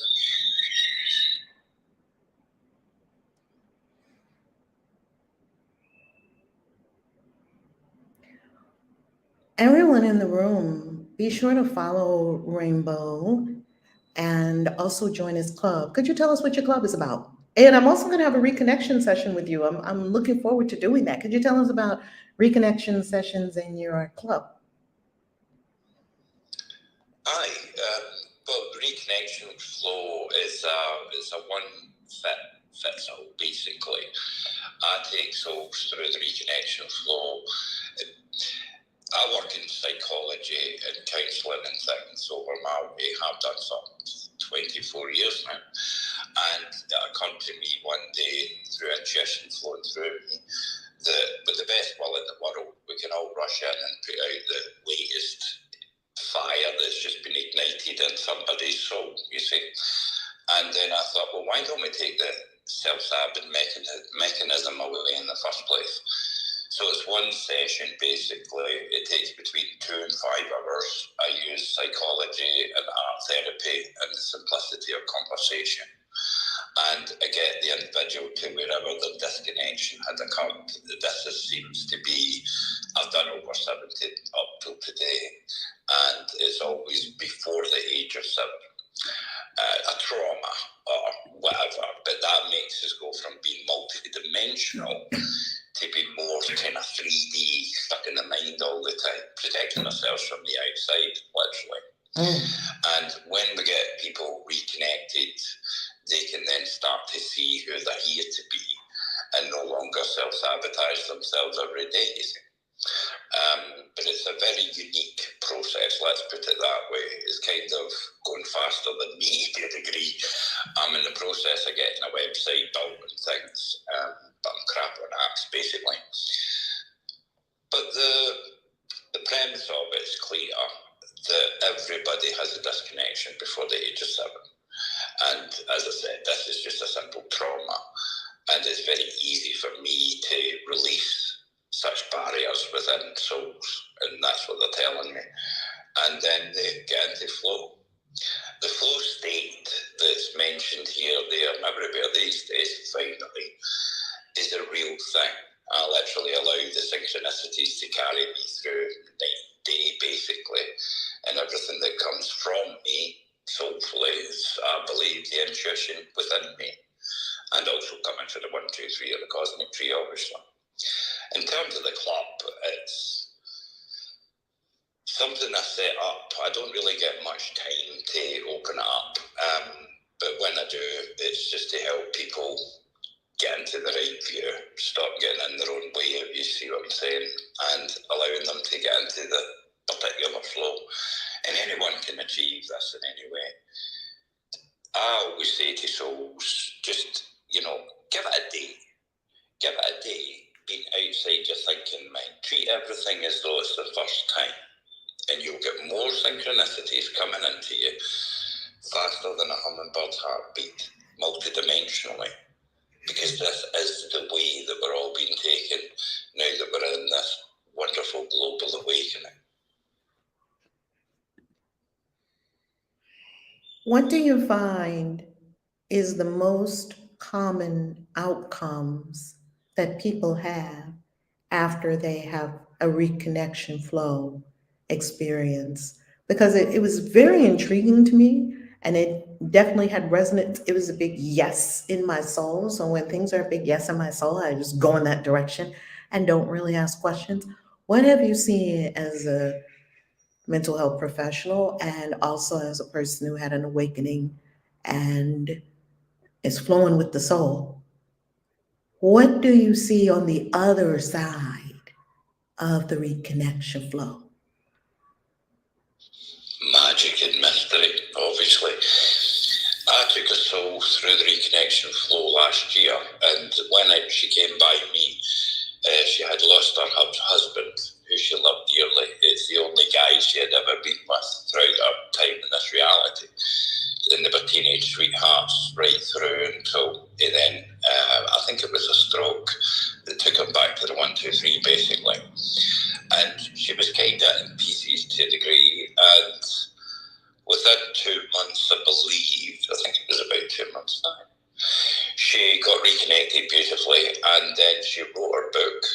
She then recorded an audio book in her own words through a very difficult time in her life. And she's now a podcaster and getting very proficient in terms of the platforms online and things. And she just wakes up with a grin on her face every day, basically. And this is the premise of the reconnection flow.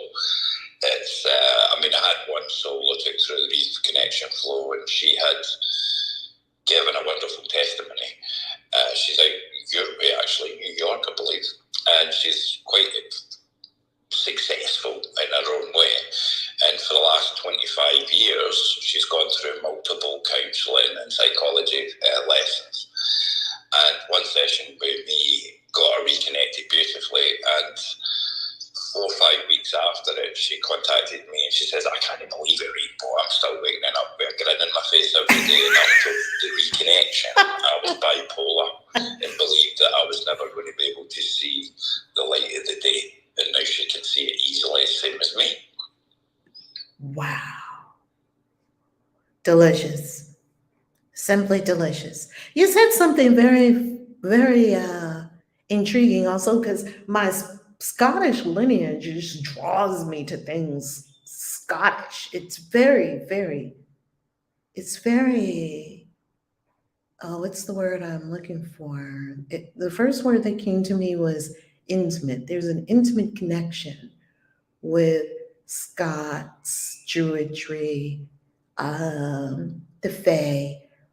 I hear you use the word Fae, and you greet people with Fae. What does it mean, F-A-E, for everyone, for all of us here? When you say that, what do you mean?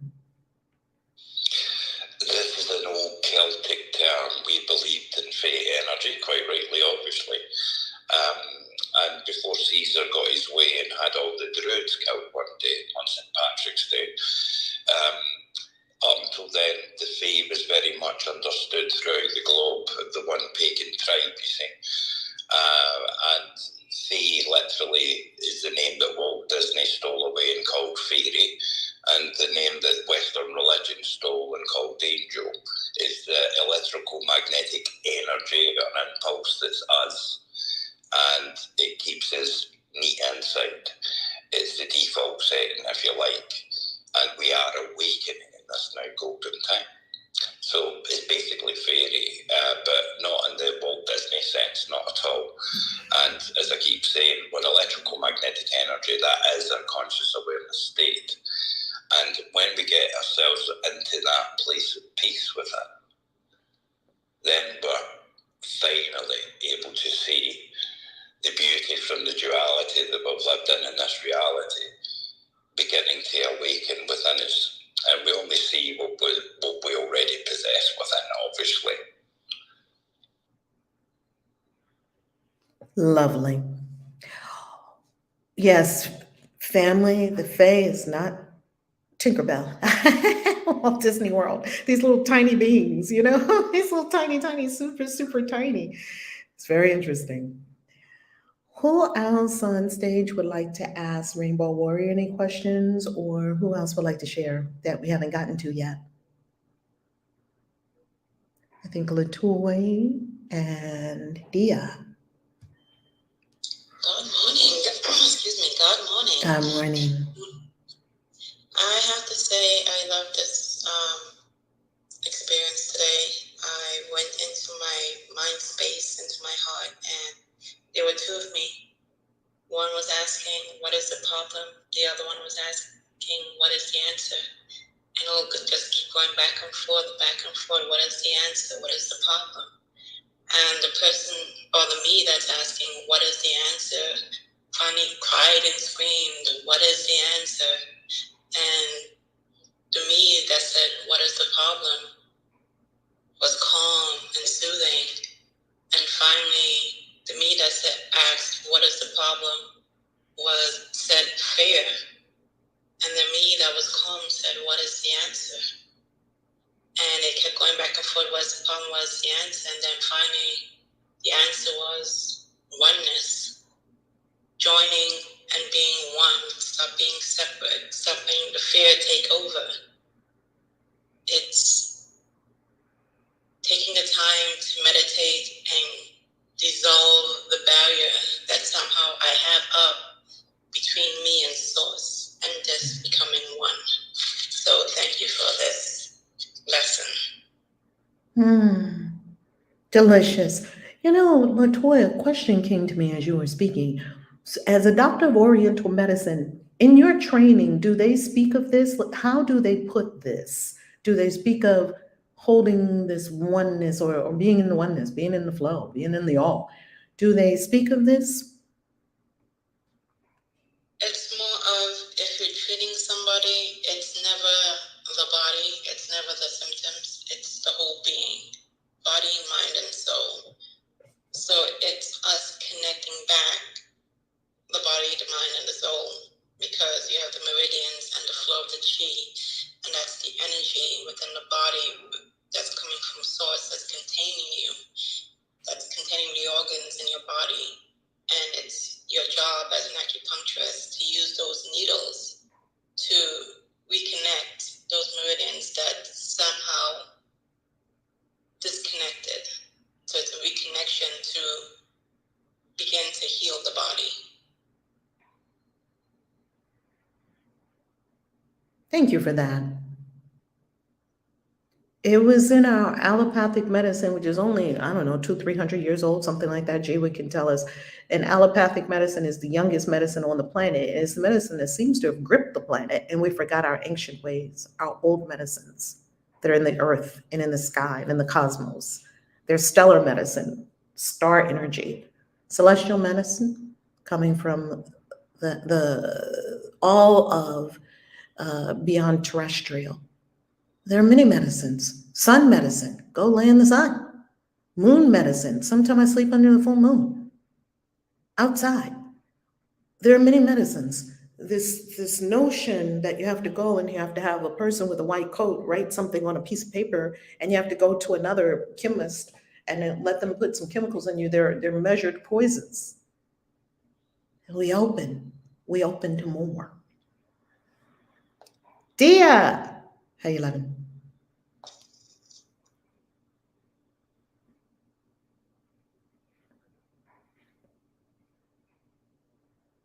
Dia, are you able to speak? You're muted. I was talking. I didn't know I hit the mute button. I just said good morning, everybody. I raised my hand because I wanted to appreciate you for just saying what you heard during the meditation time, because I tend to doubt myself and what I'm hearing, and especially when it's dealing with my intuition a lot. So I kind of like poo-pooed what I heard because I was like, oh, it's probably just my ego talking. Because this weekend we're celebrating one of my family members' birthday, and so it brought up a lot of grievances being around family. So I was kind of going back into doubting anything that I knew and heard. And so I was glad to have this lesson. That's why I appreciate the book itself, because I feel like anytime something niggling comes up to me, it rectifies, and I find myself waiting for each day to come. Because I tried to stay in the bed and sulk, but I had to get up. And so when I heard the lesson, I was like, okay, I'm just meditating on all these different problems instead of listening for the solution. So when I heard what I heard, I just doubted it. But when you said that you heard something similar, I was like, okay, I'm listening. I'm on the right track, because what came up for me was fear and judgment. And then the solution that came up was a song that I heard, let there be peace on earth and let it begin with me. And all. And so, like I said, because I was going back and forth thinking about the grievances and then trying to stay in the meditation, I doubted what I heard. But when you stated that you heard something similar, I was just appreciative of that. So that's why I raised my hand. Love that. I haven't met anything yet that love wasn't a solution for. Not one thing yet. Not one. By the way, Rainbow Warrior, I am in Mexico now. So I'm originally from Harlem, and then I scooted down to DC, then I scooted down to Miami, and I kept going. And I scooted down now here to just outside the ancient cities in Mexico. All right. I wanted to also say his group, Rainbow Warriors group, is pinned to the top of the room. So before I changed the link, I wanted to make sure everybody saw that and had the opportunity to join before I switched links over. So if you haven't, pull to refresh and it'll show the link to his room, because within a minute or so I'm gonna swap it out. Thank you so much. And everyone on stage and everyone in the room, look to your left, look to your right, everyone all around, and connect. Now there's a follow button next to each person's tap the beautiful being that you're looking at. There's a follow button next to him, but you know how we say, you're not following people, you're connecting with everyone, right? You're following your soul. So you're connecting with them, and on the connection on Clubhouse, the connection button looks like a follow button. So tap it to be connected, and also be connected with Rainbow's Club. Also, thank you so much, online Miracle. We have a message in the chat, and I want to make sure everyone knows. If you see an error on the time, like I think today it said on the YouTube channel, it said 7 p.m. rather than 7 a.m. We're always on at 7 a.m. every day, the 365 days, this whole year. So we have a radical commitment to come together every single morning to uplift in the consciousness of this entire planet and to do what we know works. And so we're always on at 7 a.m. Eastern time. So at 6:58 a.m., boom, come on in. water's just fine. I was watching something on YouTube, on Netflix, about it wasn't the Serengeti, it was this huge delta in Africa where all the animals come and the water is there. And it was almost like they had an understanding with each other that we all need to get water. So let's have like a ceasefire moment. I don't really know if this is what they said. It looked like they weren't trying to just attack and eat each other now that we were all at the water. Like there was an agreement. Like we know okay, pause the game for a minute. The lions, we know we got to run and get you gazelles. And we know the circle of life must continue. And we also know we all need water. So when they were all at the watering hole, the hippos, the lions, and they weren't doing what they would probably do, later on that night, somebody's going to get eaten. And it was so beautiful. This is a watering hole. The savannah, I think it was Soul Whisperer. This is a watering hole. So I want to also answer Soul Whisperer's question. She had a question about joining Ascension, our experience in the mystery school of remembering who you are. Me, Jiwa, Dr. Jiwa Lee, Rainbow Warrior, Latoy, we all said the same thing in different words.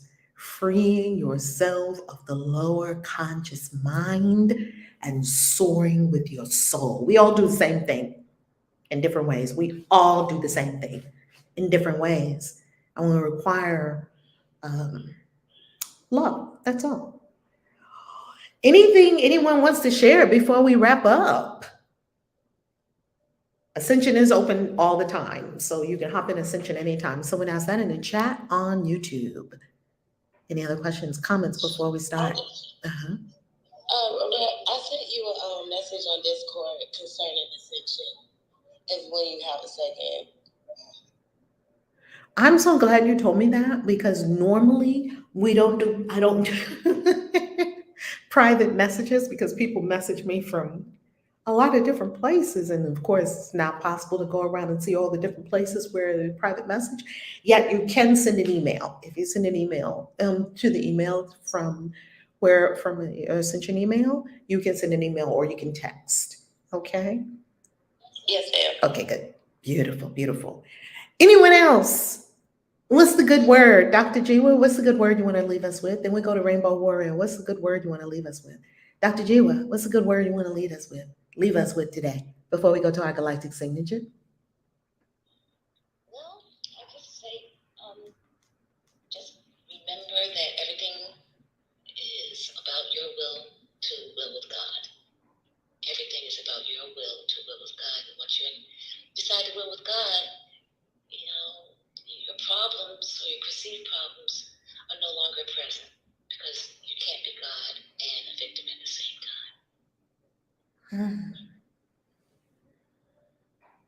Ashe, Rainbow. Perfectly perfect from what you just said. Thank you. And also, I had a wee bit of interest with me when you were talking about the dream state that you had with the watering hole. I have a very good soul that I've known for a long time, and she used to live over in Kenya way. And she constantly laughs about the fact that back in the day, they used to share the watering hole with the lions, prides, the hippopotamuses, and everything, wildebeests, and so on. And no one was getting eaten back in the day because they hadn't been taught to fear, you see. And just understand the technology of your body. When you go out into nature and you're allowing your soul to take control, then you're allowing the organs of the body to harmonize that particular frequency. And the minute that you start thinking with your thinking mind, everything sees you, you see. And it sees it as not part of the harmony of nature. And we are as much part of nature as nature is of us, obviously. And so I just wanted to clarify that in terms of the physical manifestation of what causes the wrong vibration, and that wrong vibration takes you into a bit of a spin, making you feel like a sin within. Just allow your consciousness to flow freely, and then you'll be harmonizing with everything around you. Ashe, indeed, indeed. I remember when I was in Kenya and we were on safari, and when they say safari, I think back in the old days they used to say we were living, right? We were in nature. It wasn't a distinction between these people and the animals. Well, we were in their habitat, and it was this little sort of resort that they kind of built, little huts that they kind of built, because all these places they like to give you that authentic experience, right? Right, with the animals. And right behind us was a watering hole, and hippos were at that watering hole. Right behind us, like you just walk outside, and there was a watering hole right there, and there were hippos, and there was no problem. At night, you have to have the Maasai walk with you to your room.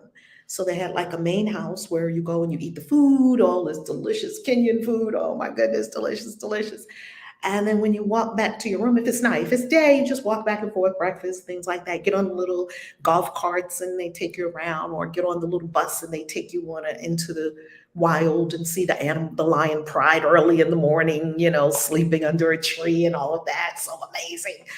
And one night I was walking back from the place where we ate, like sort of like a central meeting point, and then you come back to your little house, your little hut or whatever. It's nice. It was very nice. And I'm walking with the Maasai. He's super tall, right? They're like 6'8" or something like that, straight up and down, super tall. And the Maasai are the only ones that can be like sort of the guardians, because, to become a man in the Maasai, you have to kill a lion when you turn, like, I think 13 or 15 or 18 or something like somewhere in your teens. They have rituals. Well, the Maasai understand nature completely, and we as Westerners, not so much. So they're like guides and helpers. So I was walking back with him to the room, and I didn't see anything around. I'm looking all around, like, am I going to see a lion? Am I going to see a giraffe? I didn't see anything. And I said to him, we were just in conversation, I'm just enjoying this African night, and, in Kenya, it's so amazing. And I said, are there really like wildlife around here? Like, I know, the hippos were back there, and we had an experience with the monkeys. They grabbed the sister's cookie bag they grabbed something from her, and they were chasing her, because the monkeys, they're like that. They have a lot of fun. Other than that, I hadn't seen anything concerning. He said he had a flashlight, because it was pitch black, because there's no lights anywhere, right? It's pitch black.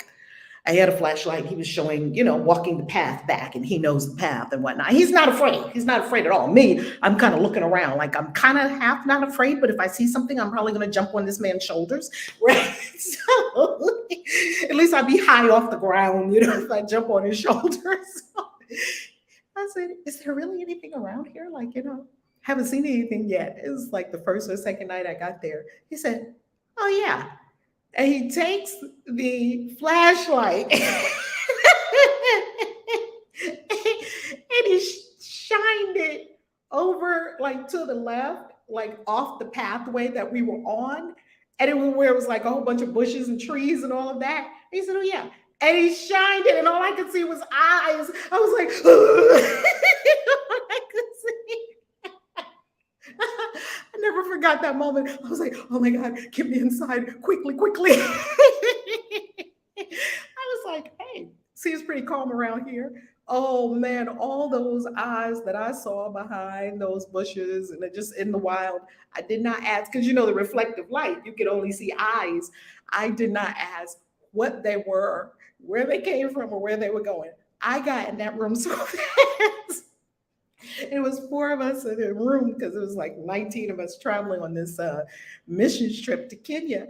And I tell you, Africa was more, it's a lot. It's a lot, okay? After 2 days, you have about 2 months worth of experiences. And when I got back in that room, I shut that door and I sat in And we were sitting on beds that had mosquito netting. And the first night when we saw the mosquito netting, I was like, what? What? Why do we have mosquito netting? Like we're inside. I didn't know. I didn't know. This is my first time to Africa. That night, something that apparently was a bug flew. One of the sisters I was in the room said, "Hey guys, there's a bird in here." And the other one said, "That's not a bird, that's a bug." And we jumped under the mosquito netting so fast. And then we had the mosquito netting coming from up top, and we tucked it in. We had never seen bugs like that in our entire life. We thought it was a bird. It was a bug. So I say all that to say that return to nature, because wow, what fascinating, amazing experiences will you have in nature. And in nature, there are laws. And in humanity, we have been taken over by the conscious thinking mind. And just the return to nature is so refreshing. And so it's invigorating.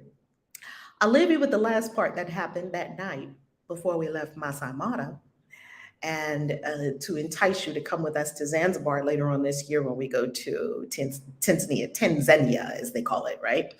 So Tanzania has part of the Serengeti in it. So we were in the other part of Serengeti where it's in Kenya, and that's called Masai Mara. And so that night I go to sleep after, tucking the mosquito netting all over. I go to sleep, and in the middle of the night, about 2 or 3 o'clock in the morning, everybody's snoring like fast asleep. I feel this energy, and I sat up in the bed like, what's happening?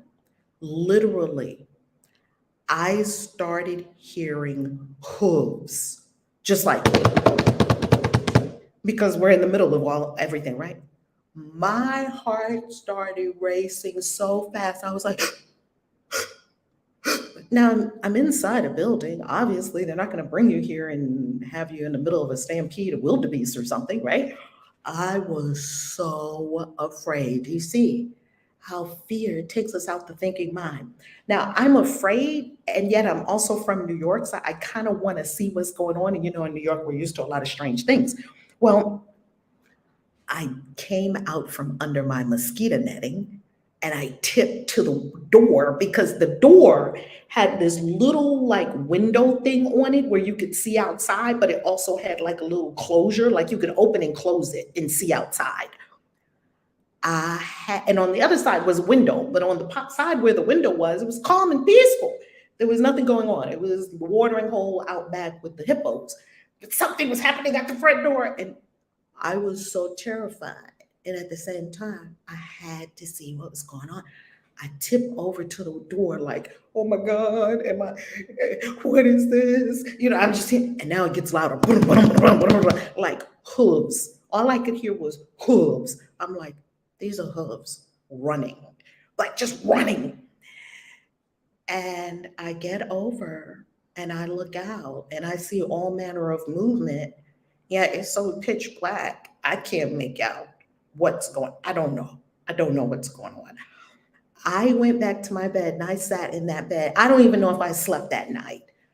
The realization came to me, you are in the wild and it's beautiful. You're in the wild. None of this is conditioned. None of this is controlled, and you're safe and you're in the wild. Like this is how you used to be before you got all your buildings and all your furniture and all your air conditioning and shut off all the windows and hermetically sealed all the buildings and got all the exterminators to get all the bugs out and all of it. Before we did all of that, we were in the wild and we were happy.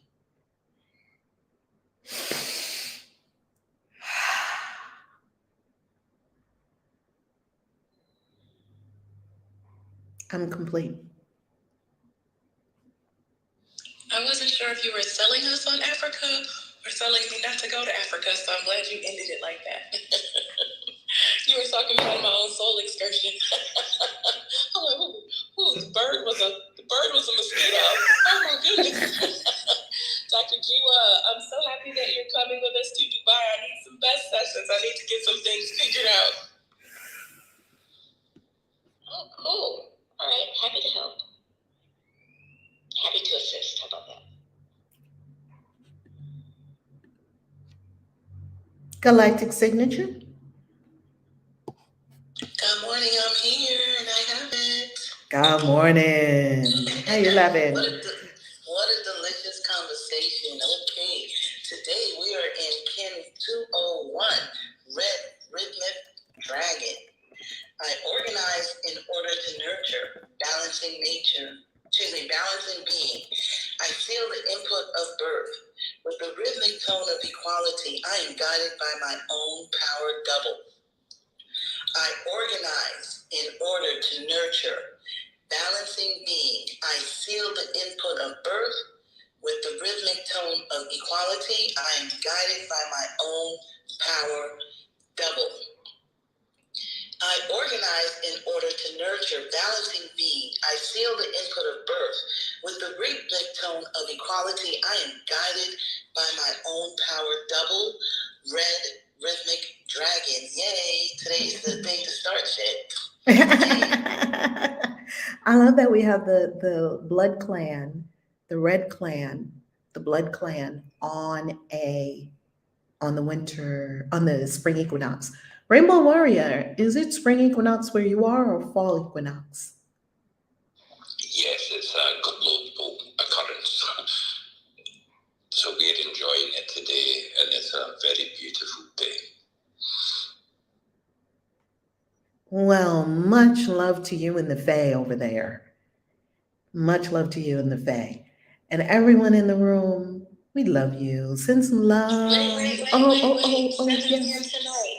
7 p.m. tonight, we will be having a live Zoom all about travel. So we will be dropping the link to that Zoom in our Soul Excursions group on Facebook and also our Soul Excursions Telegram. So hopefully everyone can hop on with us tonight at 7. Thank you for that reminder. I'm putting it on the screen now, and I'm also dropping it in the chat on YouTube as well to hop on the travel Zoom with us, because we'll be going all over the world doing incredible soul excursions this year. And this gives you all the details about that. So you can go to ValerieLove.com and click on global events, or you can go to soulexcursions.world and reserve your space for the travel Zoom tonight. It will be recorded. So if you reserve your space, you'll also get the recording, okay? If you reserve your space, you'll get the Is that it? Love you. Have a beautiful day.